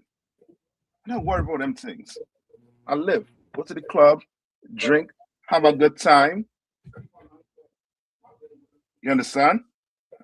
Go to the range, pop a few shots. You understand? Stay ready. So don't tell me you can't come in here and live and survive. You're going to come in here and you're going to see what it takes to love Black people. You're going to see what it takes. You're going to meet brothers and sisters who are going to look at you and say, what? You don't love us? Without even understanding what they say. Well, I hope tonight they understand this, if you're watching this. The Israelite School of Universal Practical Knowledge, under Commander General YAHANNA, we love Black people more than you love Black people. That's right. Because we were willing to give up things for Black people. How many of you Black women out there came into the sisters, came into the truth and heard you had to give up birthdays. And it was like, what? Birthdays?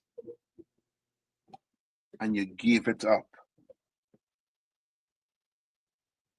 Because you love black people. You brothers came in here and learned you can't sell drugs. You can't smoke drugs. You can't do crack. You can't do cocaine. And how many of you give it up? Give it up. You brothers came in here from gangs and learned you can't go and plot on unaliving your brother or your sister. And didn't do it. And became somebody brand new. Numerous of us. Command YAHANNA is building an army for black men to come in to defend black men. And when I say black men, I'm talking to the Hispanics and the First Nation people also. Right?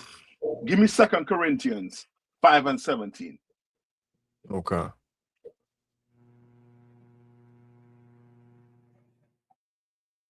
It's like the other one you said, 2 Corinthians 5:7. 5:17. Khan. Right? This is the book of 2 Corinthians chapter 5 and verse 17. Mm-hmm. Therefore, if any man be in Christ, he is a new creature. He is a what? A new creature. You got to become somebody brand new. You have to. There's no getting around it. You're going to have to come in here and become somebody brand new. Or else your conscience, because you have a conscience, black man, it will always affect you in here. So that's why you're going to have to come in here and become somebody brand new. You're going to have to be like that man who never sold drugs before. You're going to have to be like that man who never unalived somebody before. You're going to have to be like that woman who never got on a pole before. You're going to have to be like that. You're going to have to be like a man that was never in a gang. Colors don't make no difference to you. You wear blue, red, you wear any color you want because you became somebody brand new. You understand? And now you go out and teach young men to be like what? Christ, a new creature. Read on. Khan. Old things are passed away. Mm-hmm. Behold, all things are become new. All things passed away. Whatever you did in the past, forget about it. Come in here and become somebody brand new. Become Magawar, Tabawan, Kiyadwan, Akashka, Ithon, Zion. Become somebody brand new. That's right. Don't come. Become it. Because not just your life depend on it. Your brother and your sister lives depend on it. You know what it is? If Carmelo Anthony parents had come looking for us, or Cyrus, or what's his name? The brother who's George Zimmerman unalive. Trayvon Martin. And knew about us and came looking for us, it would have been a different day, Ark.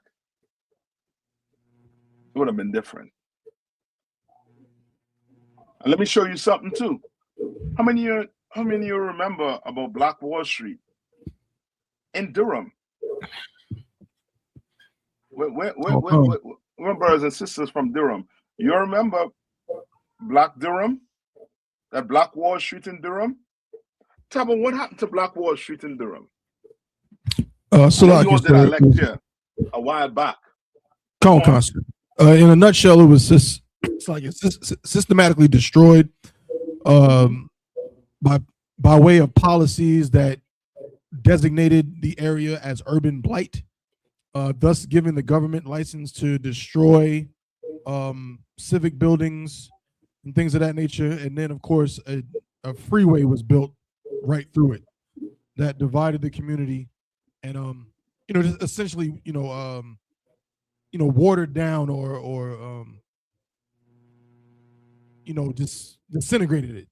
So Yeah. they did a bunch of things between the 50s and the early 70s to just decimate it. Salaki. So before that happened, what was Black Wall Street to us? If I could, Salakia. sir. Yeah, man. Come on. It was heaven. It was now unto heaven.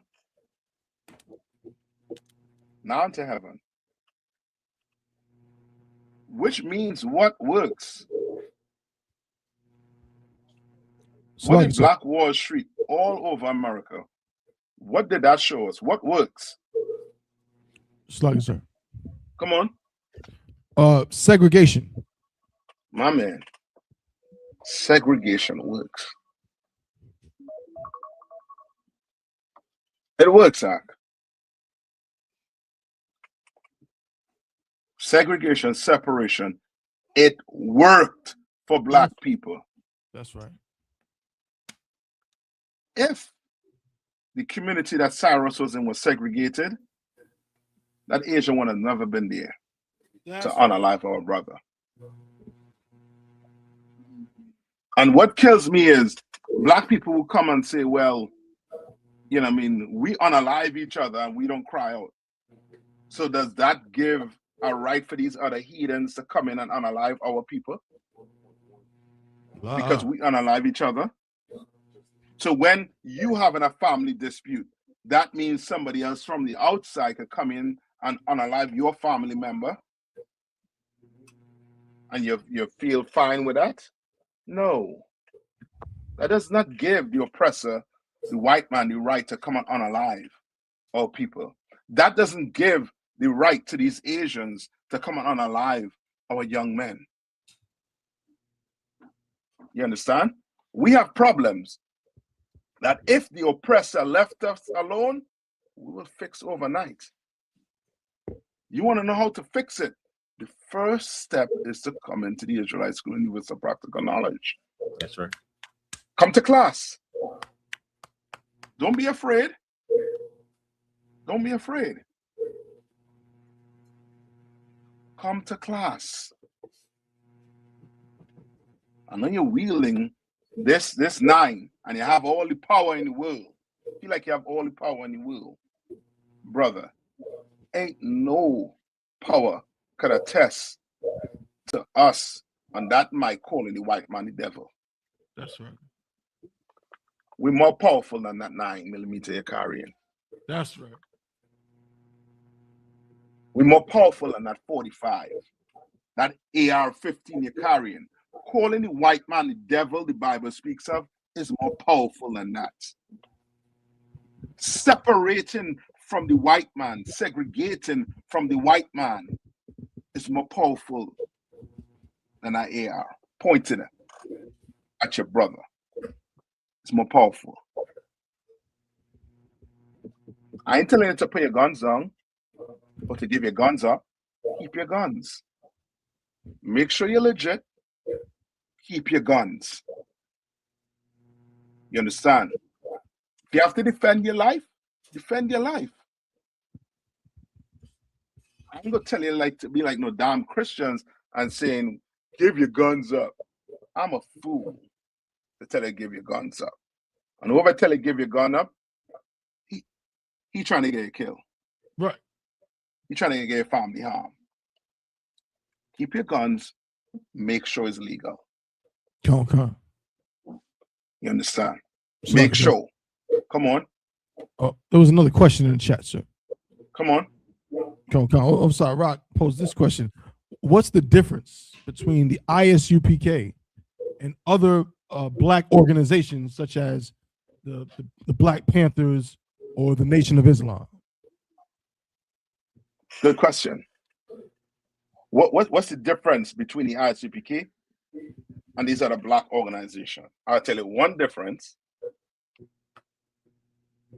What's one difference? Salaki, sir. You know you hear I.S.U.P.K speaking. Come on. I would say we really love our people. You gotta give me a little more. So like, Give me a little more. Come on. so like we have the laws and we follow the laws, statutes, and commandments of the Lord. Yeah, but they could say what? I follow the laws too. Salakia, sir. Come on. We actually have brotherhood in the nation of Israel. Them unalive each other. You know what I mean? Them kill Malcolm X. You know what I mean? Okay. You gotta give me a little more. What separates us from them? Salakia, the one Come on.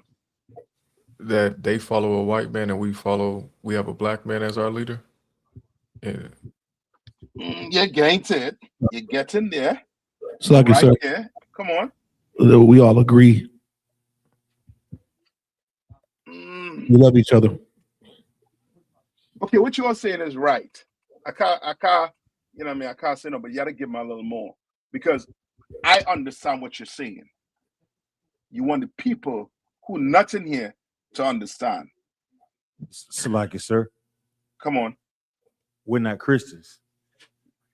That is, of course, correct. We're not Christians. Like, for example, right? I'm gonna give you an example. That Serge Borgia picture, right? What do we do with it at camp? Salakia, we step on it. We step on it and we what? We throw it down to the ground. No, go in the organization and throw that Serge Borgia on the ground and tell them step on it. What do you think will happen? They won't do it. I never seen the Nation of Islam slam no picture of Jesus on the ground. So-called Jesus on the ground, Serge Borgia. I think they might say they don't want to disrespect the Christians. Ain't no problem. Well, we're gonna do it. One of the other things that separates us that you could clearly see is what we call the white man the what? Devil. The devil the Bible speaks of. That's right. Go ask them, these organizations, when they stand up to give the long speech, a written speech. First off, I would like to say the white man is the devil the Bible speaks of. They're not going to do that, Tom. The way we speak, you understand? The way we deal with brothers. And one of the main difference is who could be in our organization? Who are allowed in here?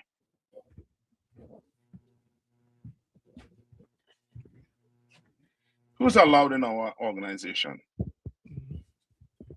It's like you say, Israelites only, part of the 12 tribes. Blacks, Latinos, Labor, Indians. Blacks, Hispanics, and First Nation people. They're allowed in here. They are brothers.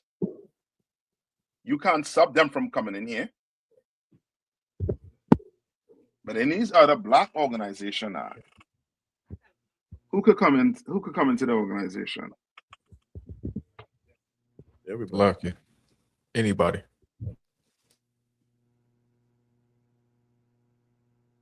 All right. We want.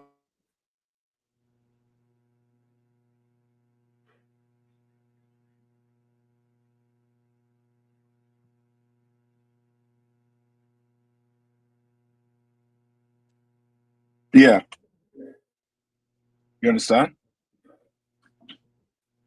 Like, what separates us from them, Mark, is you have to be Black, Hispanic, or First Nation people to be even sitting down in class. If you're a white man trying to come through them doors, I'm sending you where? To the Christian church. Go there. They love you. They will accept you. Go there. You want to help? Then you could make a what? A donation. Go empty your bank account out. But you cannot sit next to my brother. That's right. I don't want you speaking on my behalf. I don't want a white man coming up and saying, well, on behalf of the Israelites, no, we're not having that act. We not having that. There's a total difference. You understand? And we follow what? What do we follow?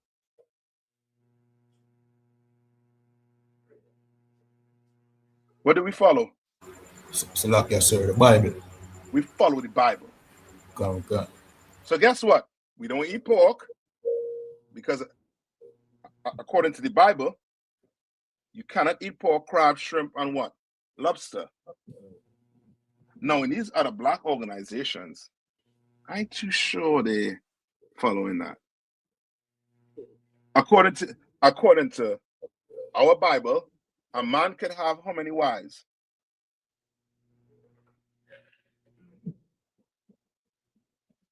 Salakia, Uh-huh.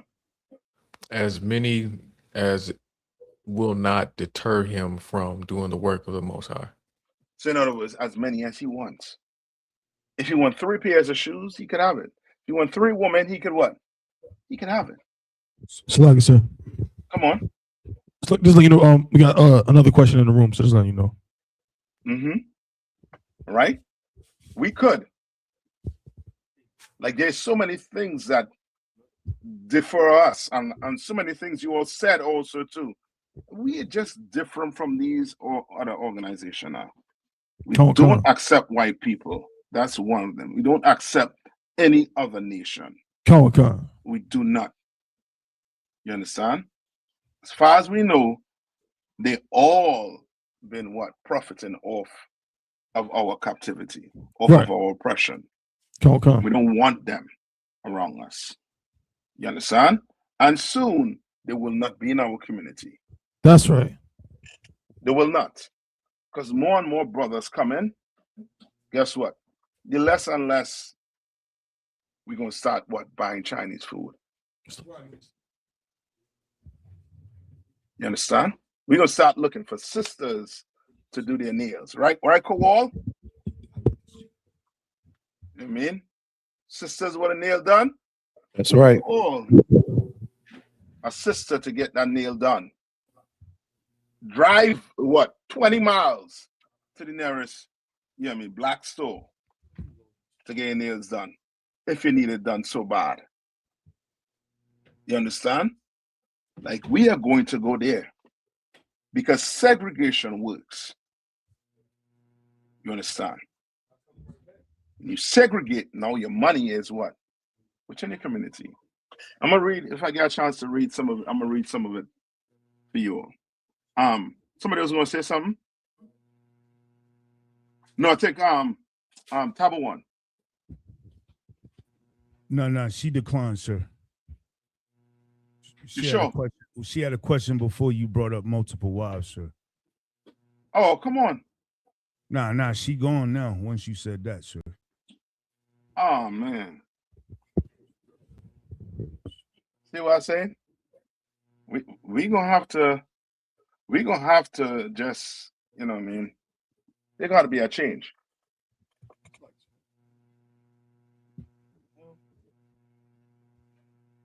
It's gonna have to be. Like, what are we willing to do? Remember, who read what George Washington did?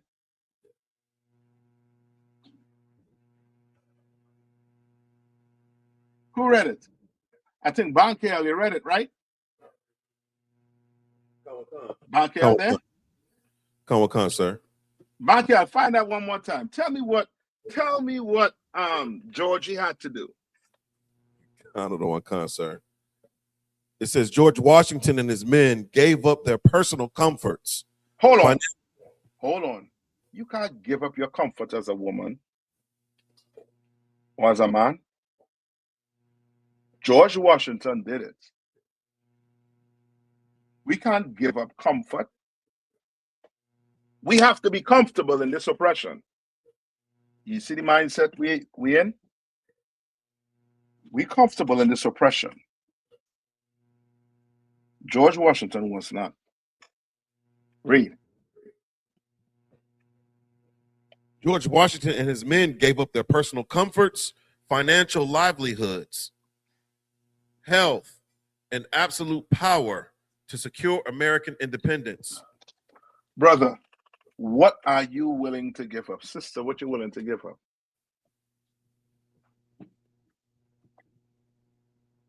What you willing to give up? I have to give up my family. What you willing to give up? I have to give up some friends. What you willing to give up? Well, let me throw the weed in there too. I have to give up weed. We have a brother, Salaki, sir. We have a brother from the community of Durham. What was your name? What was your last name? Yeah, Christopher Mangum. I think he's related to the Mangums of Mangum Street. They not. Give him the mic real quick. So I got one. I'm only bringing this up because he's from this community. He's Come on. a well-known artist, craft man out here, but he's also seen the dark side of Durham. That I have. He knows the brunt of what's going on out here with the drug addiction, the crime, the murders, and the things of that. Right outside this school, right outside of South Roxborough Street, Cornwallis. He's pretty much a monument in the city since I've been here. You know what I'm saying? So he knows a lot. I just wanted to give him an opportunity to speak. Yeah, come on. What he knows, what he's seen growing up in the city, and the demise and the things that he's seen. I would like for you to bring that up, if you would, Mr. Mango. Too much death and destruction out of the 59 years I've been on this planet. And it's got to stop. Two young men. Speaking to the mic so everybody across this planet can hear you. Two young men are gone to their death. And the first shot was fired in front of the police for what they told me outside just a couple days ago. The crime scene across the street. It's not safe for our kids, and it's got to change. That's right. You're right, brother. You're in the right place. Now, wait. He also had something to say about this school. What did you say about this school in that interview we had? Get that mic. Say it in the mic. Say it in the mic. It is the most positive thing I've ever seen on this property in my lifetime. That's this school. This school. I.S.U.P.K. Tawada, brother. Come on, Johanna. Those words will mean a whole lot to come out of Johanna and this man. You understand? Tawada for them kind words. And we here, we go. Yeah, I am but Tawada to you. And what's the brother name? Mr. What? Christopher? Chris Mangum. Christopher Mangum. Christopher Mangum. Tawada. You understand? We're gonna raise Durham up. You understand? We're gonna raise North Carolina up. We're gonna show men what it takes to change. We're gonna show them the sacrifice they're gonna have to make to love each other. You understand? We're gonna have to show them it, and show them it well. Now, before we go, right? Now remember what Tab 1 had said, right?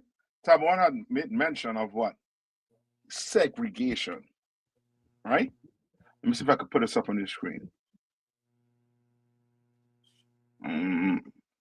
Tab 1, you can read that?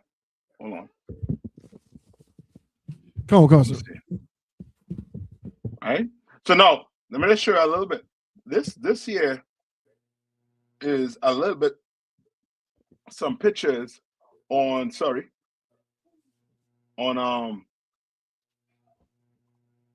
Black Wall Street, what Durham used to look like back in the days. All right? Some pictures. Now read some of this here. Come. After slavery and during Jim Crow segregation, Black people in Durham were largely shut out of white-owned banks, insurance companies, and many business opportunities. So when we were shut out, what does that mean? What that meant we had to do? That meant we would have to do what? So, like, sir. Come on. Create our own. Yeah. Create our own. Read on. Come. In response, Black entrepreneurs built their own economic system. That's it. You want to know why the oppressor does not want to leave us alone? You want to know why the oppressor is pushing drugs and crime into your community the way it's been done systematically, because it stops this from happening. Okay. It stops it from happening. Because he knows if he leave us alone, he push us away, from him. We are going to create black businesses. We're going to create black entrepreneurs. You understand? We're going to do it. Let me see. Right? Read this right here. Con. This district became known as Black Wall Street because black wealth, business ownership, and entrepreneurship were concentrated there at an unusually high level. At an unusually high level. Now read this. Okay. Why it mattered. Black Wall Street in Durham showed that despite segregation, black families could why they saying despite segregation? Why they saying it like that? Well, it's like I said, the idea that even was discussed among, oppressors, politicians, before emancipation was like, what are we going to do with them? Like, what are they going to do? Like, they're just going to be around doing what? Like, there was this idea that we were like infants.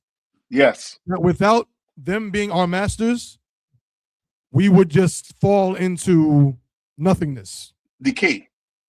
Come. All right.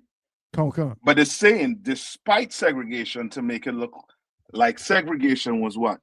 A bad thing. So like segregation is a bad thing. That's what they're trying to make it look like. Segregation is bad. Segregation is not bad, black man. Hispanics and First Nation people. We are not telling you to go out there and unalive, no oppress or nothing. Come. Segregation just means what? We love each other. That's right. You have your store, I'm going to buy from you. You're a black mechanic, I'm bringing my car to you. You understand? You have a black bank, I'm bringing my money to you. You understand? You have your black insurance, I'm bringing my money to you. Now read on. Come. Black Wall Street in Durham showed that despite segregation, black families could build wealth. Black businesses could finance each other. Money circulated inside the community. Black institutions, schools, churches, hospitals, banks could become self-sustaining. All right. No. Salakia, skip down. Come on. I forgot to let you know, we also had another native or local of Durham. Her name is Sister Judy, and she experienced some of these things we're talking about. She saw Durham when it was in its heyday. You know what I'm saying? When we had a lot of black businesses and things like that. I will, if you don't mind, sir, with your grace, I would like to give her an opportunity to speak on what Durham was in contrast to what Durham is today.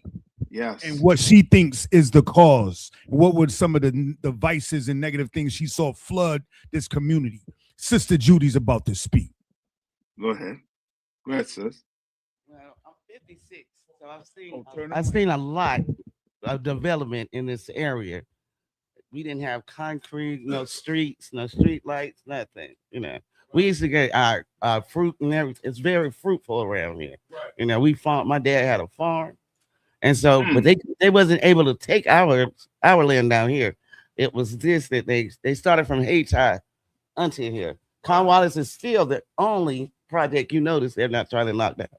Right. They're just trying to squish them all in there. That's why all shooting. You understand? It's a bunch of mess because nobody goes to the council meeting. Nobody speaks up about it. But they taking all these places that they shut down, these projects, and confining them all in there. And then keep saying they're building other buildings, affordable housing, sending out notes that they're going to able to move them in, and nobody's nowhere. Right. You understand me? And they're sending them here. If you go to each and last from Hoover around, we have the most people in the project. You know, the most weirdly the most developed and simple project it is. You know, that's right, sis. We still have events out there. You know, Mhm. reunions and everything. We try to That's get right. together, but when you're bringing where we were grounded with, it's gone. We're older now. We are messing Yeah. with the grandkids that we didn't get to know from the elders from project. You know. Yeah. You know, Mr. Hood That's didn't right. have any kids, so he still is who we got to communicate with, you know. Right. And he's a blessing. He taught us a lot out here. I'm blessed here, Mhm. you know. Yeah. I wish I would go down and march through it, you know. We got to get hard with him. But like I say, hey, Todd, my dad built a lot with it. He had a company, it was taken away just to satisfy the economy down here, you know. But, you know, being we were still strong because of the fact, you notice they didn't make it raggedy for us down here. Durham is nice. You understand me? It was just the way it allowed, I'm sorry, it allowed a lot of mess to satisfy them to go on. And sis, who took that company away from your dad, your granddad? Actually, Speak to me. It was Mayo. It was a man named Mayo. My dad's last name is Burton. They have a lot of, you know. Oh man, was it what was it a so-called white man that took it? Actually, it was, you know. And so, my dad was from Rougemont, and he had to educate himself, you know. So that's it. You feel me? Like, he accomplished it and made his own business, but he built a lot here, you know, in Durham. So I know a lot, you know.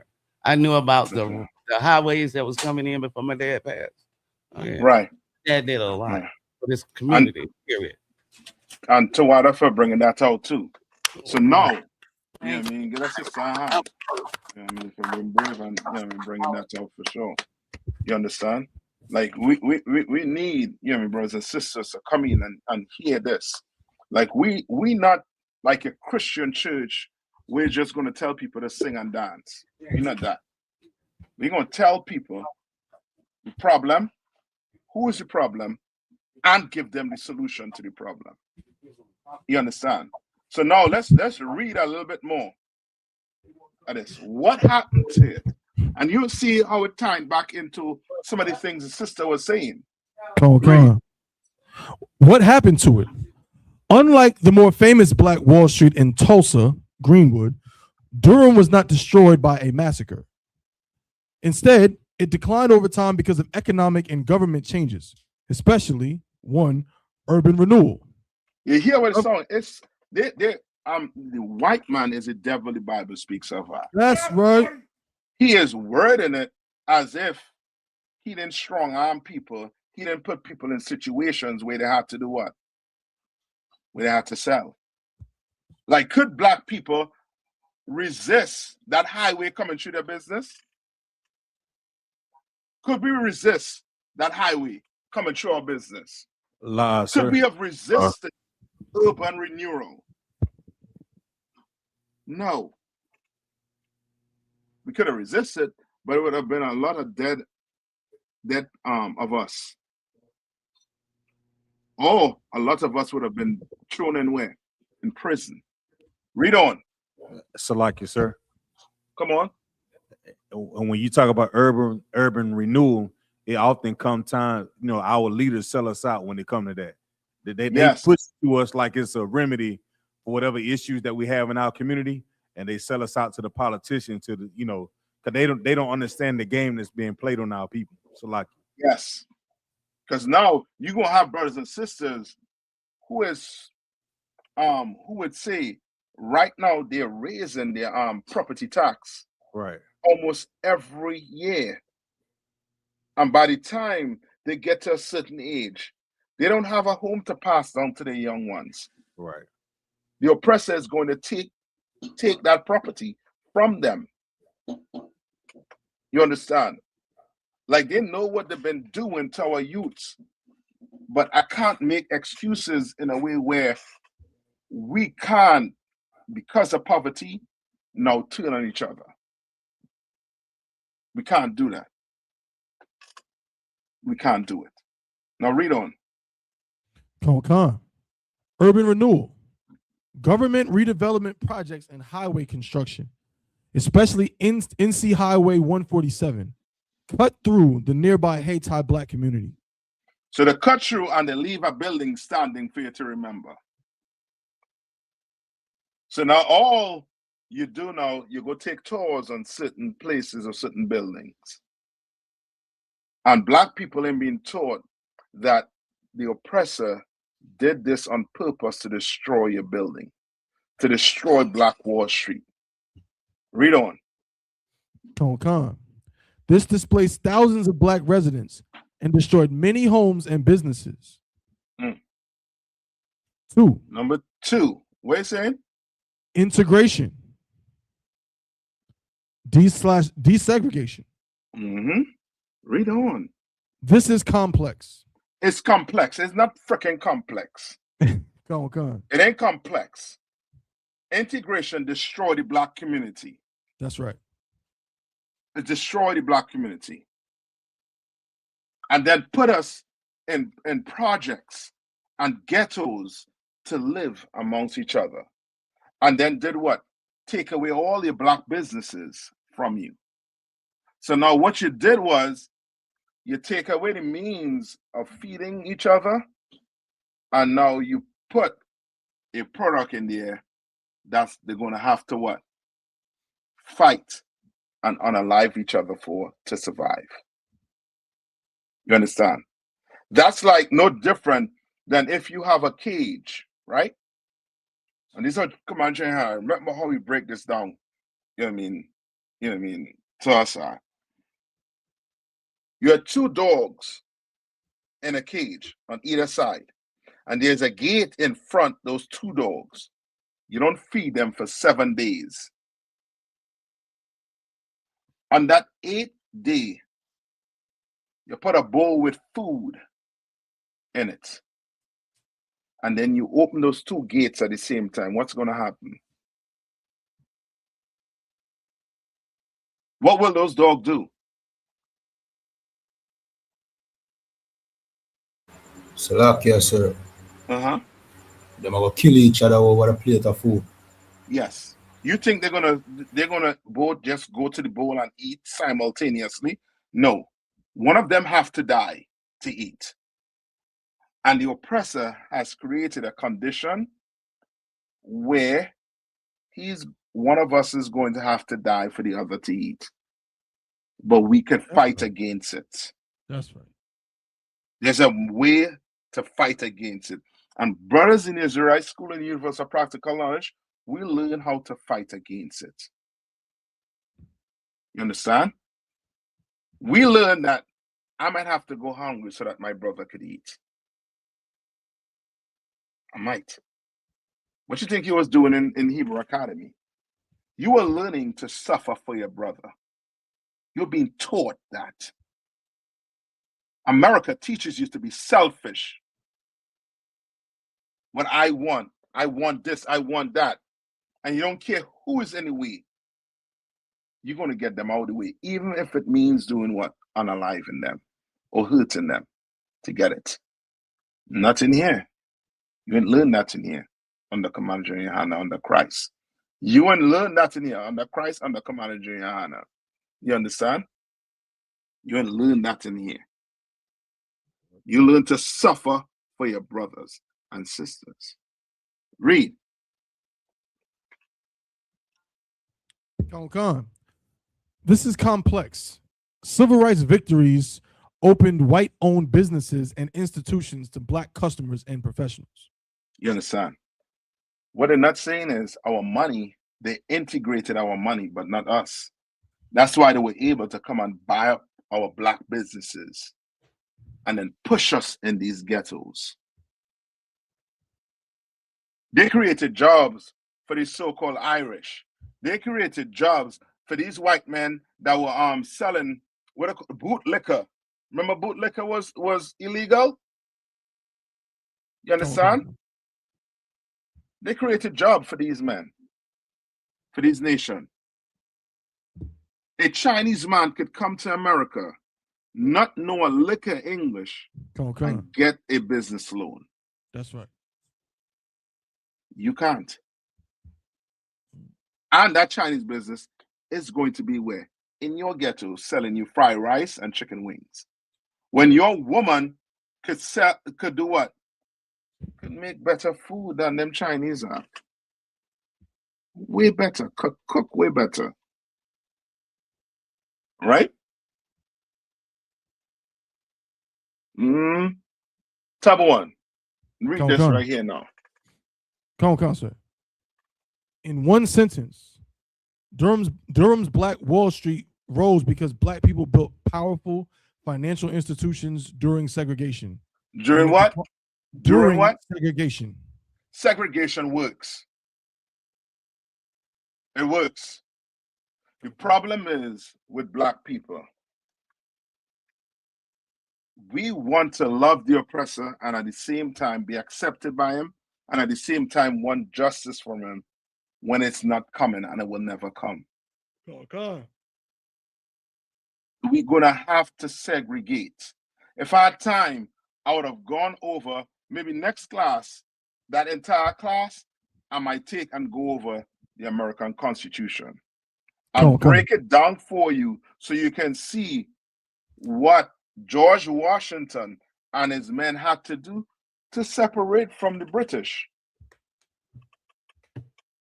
to win. Read. Come. Salakia, because Black people built powerful financial institutions during segregation, and it declined mainly because of urban renewal, displacement, and changing economic structures. So it changed because of what? One word. Integration, sir. Integration.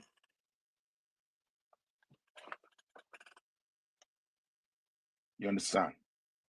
It changed because of integration. Read on. Come. And changing economic structures, not because it was burned down like Tulsa. Okay, we know.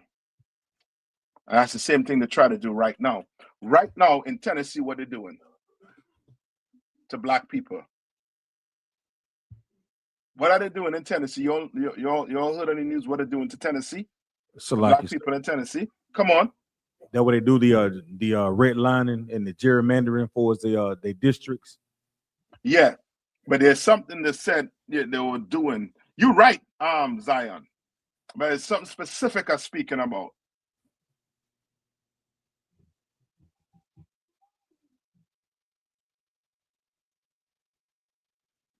You got me. They tell you you need an ID card, and you need to be proficient in what?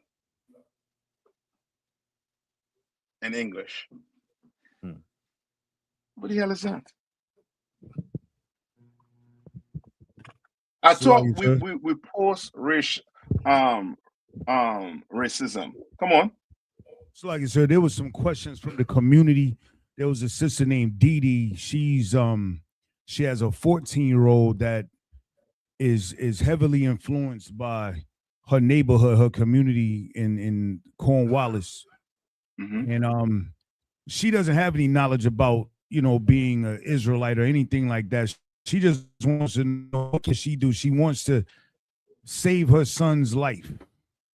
You know what I'm saying? At this point, she doesn't have the knowledge. She doesn't have the scriptures or anything like that. All she has is when she opens up her door, the culture that's prevalent in Cornwallis projects.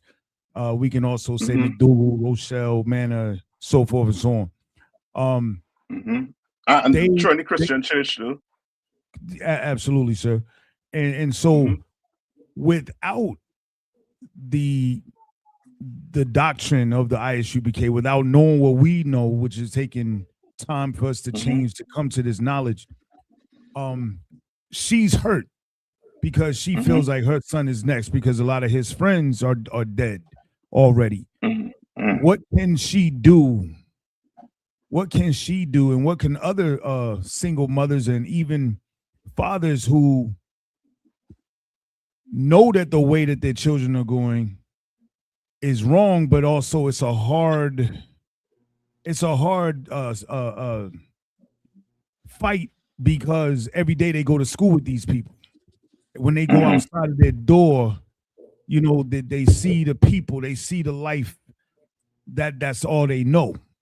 You know what I'm saying? They don't know about Christ. They don't know about, you know, the scriptures, the law, statutes, and commandments. They just know how to survive from going from one end of the city to the other, or to the one end of the community to the other, and know who to stay away from. They learn who to, you know what I'm saying, who they can talk to, who they can't. How can they break that? How can the parents break that cycle on the fly, when every day, even though it may sound good, you know, as far as change your life, stop doing drugs, stop committing crime, but in their face, they have to be a certain way, or they may believe they have to be a certain way to survive in their day-to-day, because they don't see UPK in their apartment or at home, or, you know, in their little infrastructure that they may have. They may see us online or something like that, but how do they get the courage and the strength to put all of that away when they feel like they have to eat, or they have to, you know, support their mother by paying bills, by doing certain things, by paying bills by doing things they may not need to do. And in the midst of doing that, they may have to commit some crime or be in a position where they can hurt a brother just because they have to protect their territory, because this is their day-to-day. This is like every day. And even though they may look in the mirror, not want to live this way, they know it's wrong. What is that thing? What is the change? What's the breakthrough? What's the breakthrough where they will be even willing to put away their friends, their associates? They will even be able to be immune to what's going on outside the front door. What's that sterner stuff at that point? What is it that they need to find within themselves to make that type of change? Not in theory, but in practice. Margo, give me Romans 9:3. Good question. Okay. Real good question.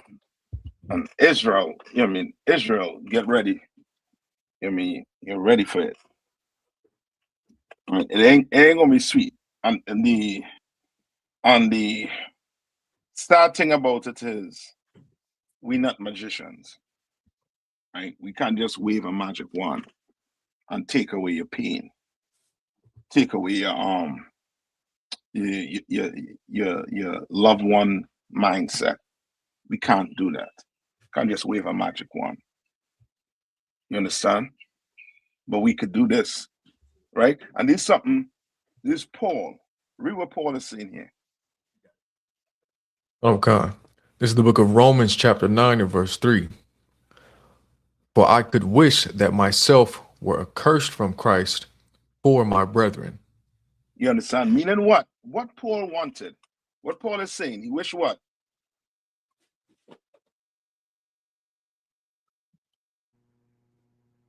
Salakia.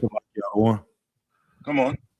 Paul saying that he wished that he could take on all the pain and all the terrible things that his people was going through for his people, that he could take it on just for them. Okay. You want it. So like Zion. if I could. Come on. Meaning that he wished he was separate from Christ, like he didn't, he didn't have any knowledge of what was going on, because if he didn't, then he wouldn't suffer as much as he does now. Okay, not really. Zion more on it. Read one more time. Margo. Okay. For I could wish that myself were accursed from Christ for my brethren. For my what? For my brethren. Read on. Khan. My kinsmen according to the flesh. This is one thing. When I hear this, brother, I wish them brothers could have what I have. For God's sake. I wish it. I pray it too. You understand? What that mother, come on.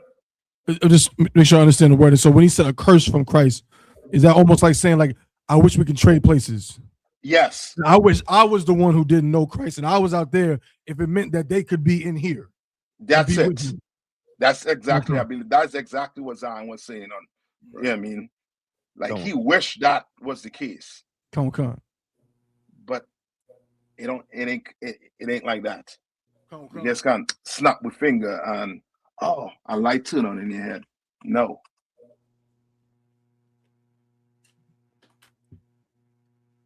Before brothers came to Durham, right? I should say before brothers came to Durham. How could I word it? Okay, for the truth to come to Durham, what had to happen? For the truth to come to Fayetteville, to Charlotte, I mean, to different parts of North Carolina, what had to happen? Salakia. Come on. There had to have been brothers in the city that was willing to change. That's it. Come. What that mother is going to have to do, she is going to have to be willing to change. That's right. She is going to have to come and sit down in class and learn and pray to the Lord. Get on her knees and pray to the Lord. Because she changed her life, the Lord could spare her son's life. That's right. Okay. And that son could see that mother the way she lives and be like, you know what? I'm coming to class with you. That's right.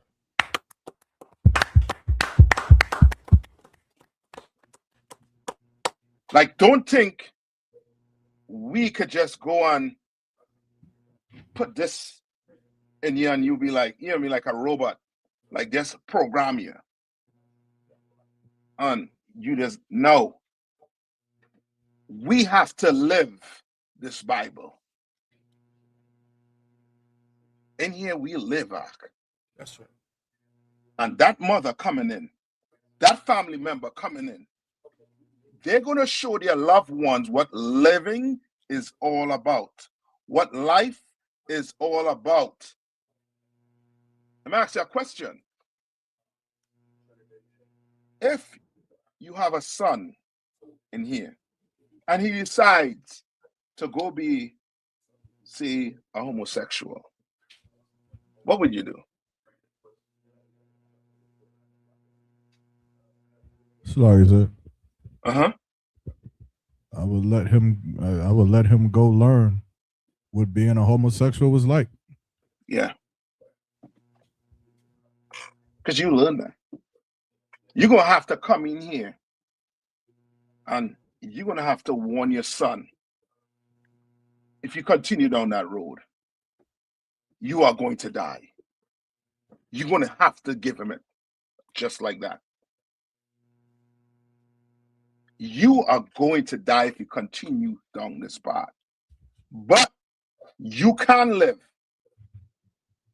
I know some brothers on the corner of 25th and 34 Salt Roxborough Street that could show you how to live. There's no sugarcoating it. Okay. There's nothing I could do more than tell you, brother, you have to come to class. You have to change. You have to give up that life. I know that's all you were taught growing up. But there are so many examples showing you that this is not life. You know, what's brothers in the streets are, in the hood, making it to 30, 25 is like they make it to 100. They celebrate that like they make it to 100. When in here, we celebrate life in here. We cry when a brother passes on together. But we celebrate life in here. You come in here and live.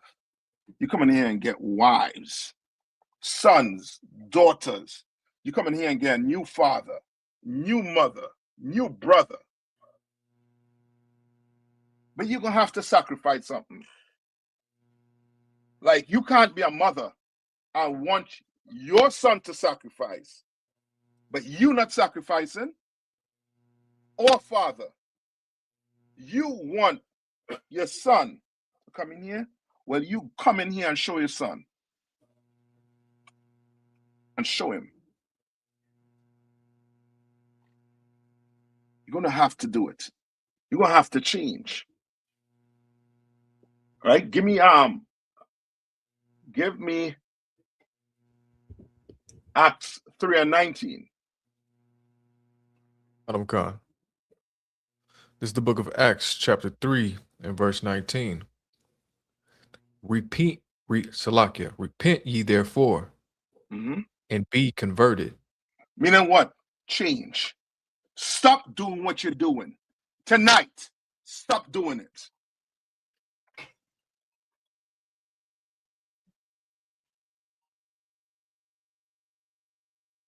Hold on, man.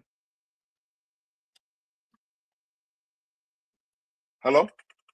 You hearing me? Right? Tonight, you're going to have to stop doing what you're doing. Stop it. And be what? And be converted. Read on. That your sins may be blotted out. That your what? That your sins may be blotted out. Yeah. That's because we serve a living power. And the Lord from heaven see you trying to change your life, oh, he gonna protect you. The Bible says it would have been better you tie a millstone around your neck and jump into the ocean before you harm one of his children. You understand? Like the Lord, once you show him, I'm willing to make the sacrifice. I'm willing to deny myself what I've been doing for years.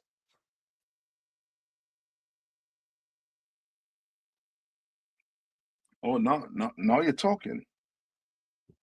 Go to 1 Peter 2:21. Okay. Right? Or else, guess what's waiting? Like, what we have to understand also too is this whole lifestyle that the oppressor created for us, the Christianity, the politics, the gang lifestyle, the drugs, right? All of it was to have us in what? Confusion. And to the end, it was either we go to prison or we do what? Go to the grave.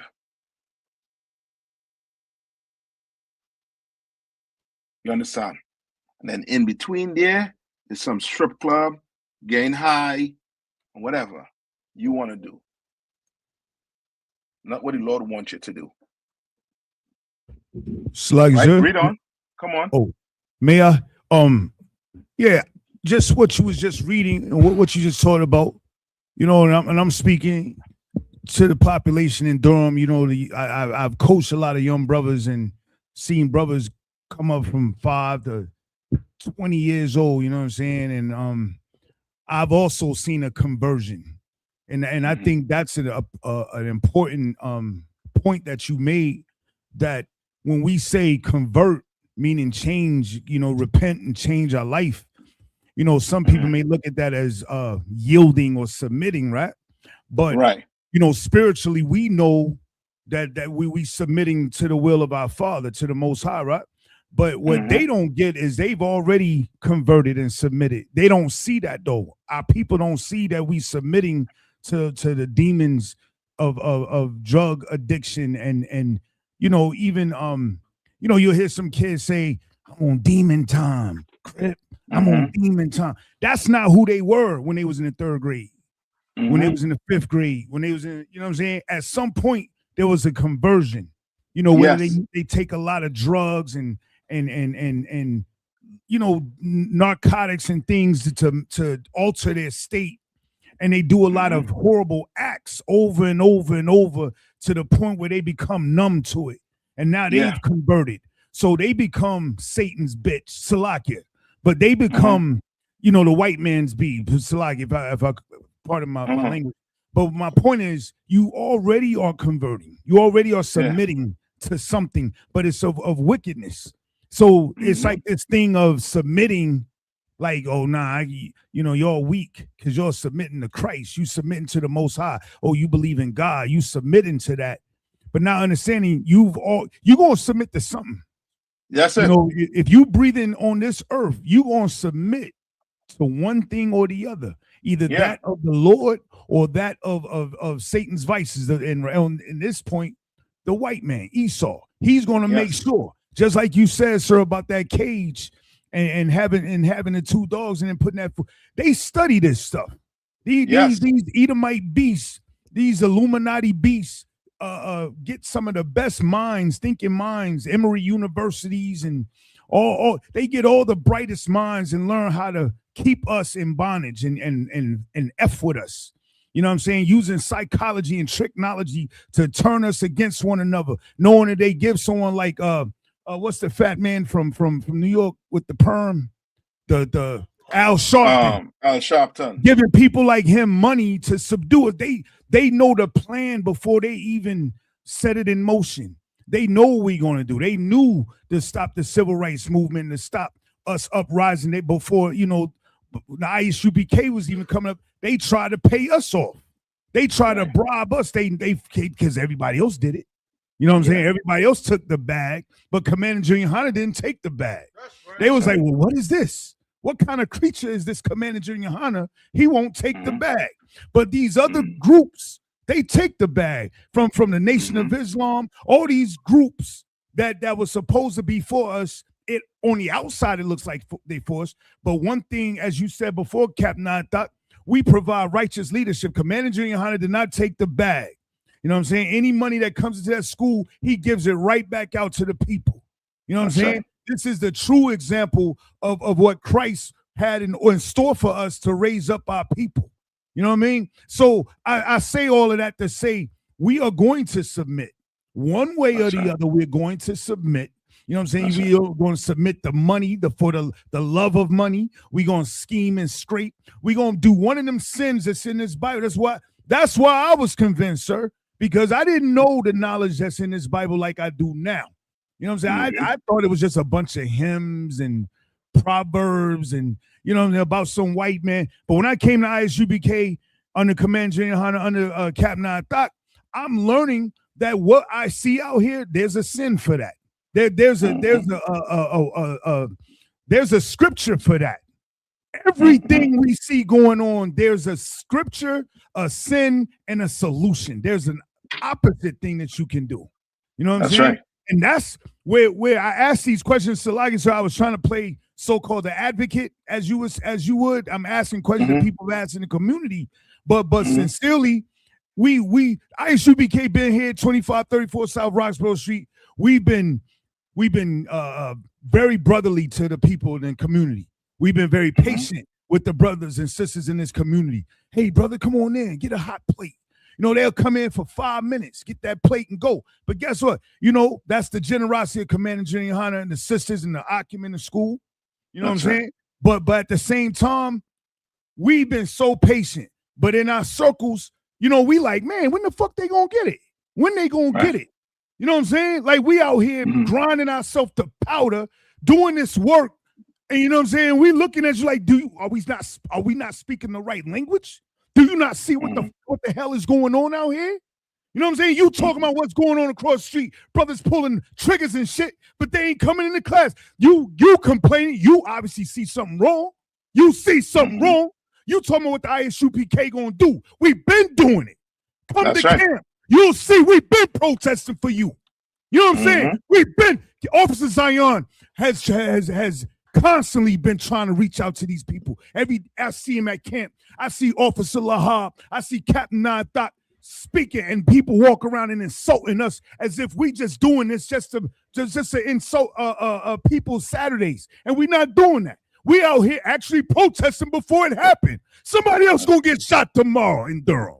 That's right. And as long as you don't want to convert and they make that sacrifice and come in here and change your life and learn why we not doing that, you know what I'm saying? It's gonna keep doing. We love, yes. I tell you this. I'm gonna tell you this. Captain Nayathaq and I.S.U.P.K at Durham loves Day more than you do, and that's your son. That's your flesh and blood. And I'm telling you straight up, we love your children better than you love yours. You claim you love yours, but you don't, because you still puffing the herb. You know what I'm saying? You still puffing the herb. You still provide an environment for crime. You know what I mean? Cornwallis could be an oasis. Just with the people there right now, if the men just stood up and we cleaned it up, all of a sudden they're going to raise the property tax over there too. If we change the laws and how we deal with each other, you know what I mean? It ain't all this tickety talk that y'all want to do on the, you from Durham, talking about what we eat. Man, listen, these brothers out here are golden. Every last brother, Captain Nayathaq, is raising up soldiers since I've been in school for 10 years, raising up soldiers, going over correction. We all get corrected. We all got flaws, the same issues y'all got. The same dog that bit you, bit me too. But I got a man above me that love me, and I follow him. Just like he followed Commander Junior Hanna, just like he followed Christ. Everything that we need is in this Bible. And the Christian church don't have it. You know what I mean? Y'all didn't go to the Christian church talking about what y'all gonna do. Another brother got shot. What y'all talk a good game unless it's Israel. Nah, hell no. Nah, we talk all the time. You know what I'm saying? It's always Israel. But we always speak about the injustices going on to our people. You talking, but you ain't walking the walk. We do the work. We do the work. We ain't supposed to get guns and go out and start shooting our people or shooting the cops. Man, anybody telling you that, they serving you up. You know what I mean? There's a system for that. That's why you'll be in the freak select for my language. That's why you'll be in the jail with 95-degree temperature. You know what I'm saying? Because you listen to people that's not trying to teach you right, raising you right. People come in here, get a plate, and then they out in 5 minutes. Back out there to the wickedness of this world. On talk about what Durham used to be. Durham can be great today. Durham can be great today, and then North Carolina can be great. Jersey can be great. DC can be great. This whole planet, anywhere Israel walk 10 toes down, can be great. If we just change our life, how you change your life? You follow this man named YAHANNA. He gave us a second chance so we could do this. You know what I mean? Ain't nobody greater than the men above me. Ain't nobody. You ain't gonna talk about them on these dumb chats hiding behind these keyboards. You know what I mean? You know where we at. You know where we at. Comic concert. The what? Ain't no sweat. Ain't no sweat. You know what I mean? I feel it out. Understand? But they will come in due time. You be ready, Akim. They're gonna come in due time. You understand? They're going to come in due time. The Lord is going to wake up this nation. It's going to wake them up on a level. When you turn around, blink of an eye, you're going to see them chairs filled. Because the Lord is going to wake them up. You just be ready. You understand? And why not follow a man that is better than you? I'm following a man that's better than me. I will. You understand? Last one, and then I'm gonna let you all out, right? Give me Ecclesiasticus 5 and 7.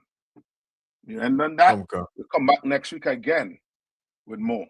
I wanted to bring out the numbers pertaining to the progression with the jail. You understand? You're gonna get that next week. You want the solution? I'm going to give you the solution. The problem is, are you ready for it?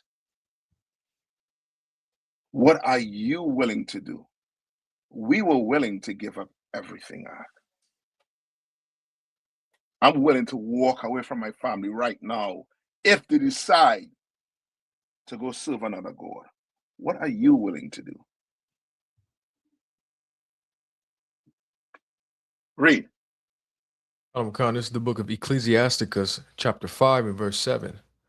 Make no tarrying to turn to the Lord. What does it say? Make no tarrying to turn to the Lord. Meaning what? Don't what? Salakia. Mm-hmm. Don't wait. Don't delay. Don't wait. Do it tonight. You can't put that blunt down. Give us a call. You understand? You trying to get out of that gang? You understand? Give us a call. Trying to get out of that gang life? Give us a call, man. Give us a call. We're right here. We're here to serve the community. With the little resources that we have, we're here to serve you, black man. Because we love you. Blacks, Hispanics, and First Nation people. We love you. So we're going to tell you, give you the bad, and we're going to give you the good. We're going to tell you the problem, and we're going to give you the solution to it. Now, what are you willing to do with it? And with that, I'm going to pass the class over to Priest and Officer Taba 1. Nayathaq, sir. Nayathaq. Priest and Officer Nayathaq.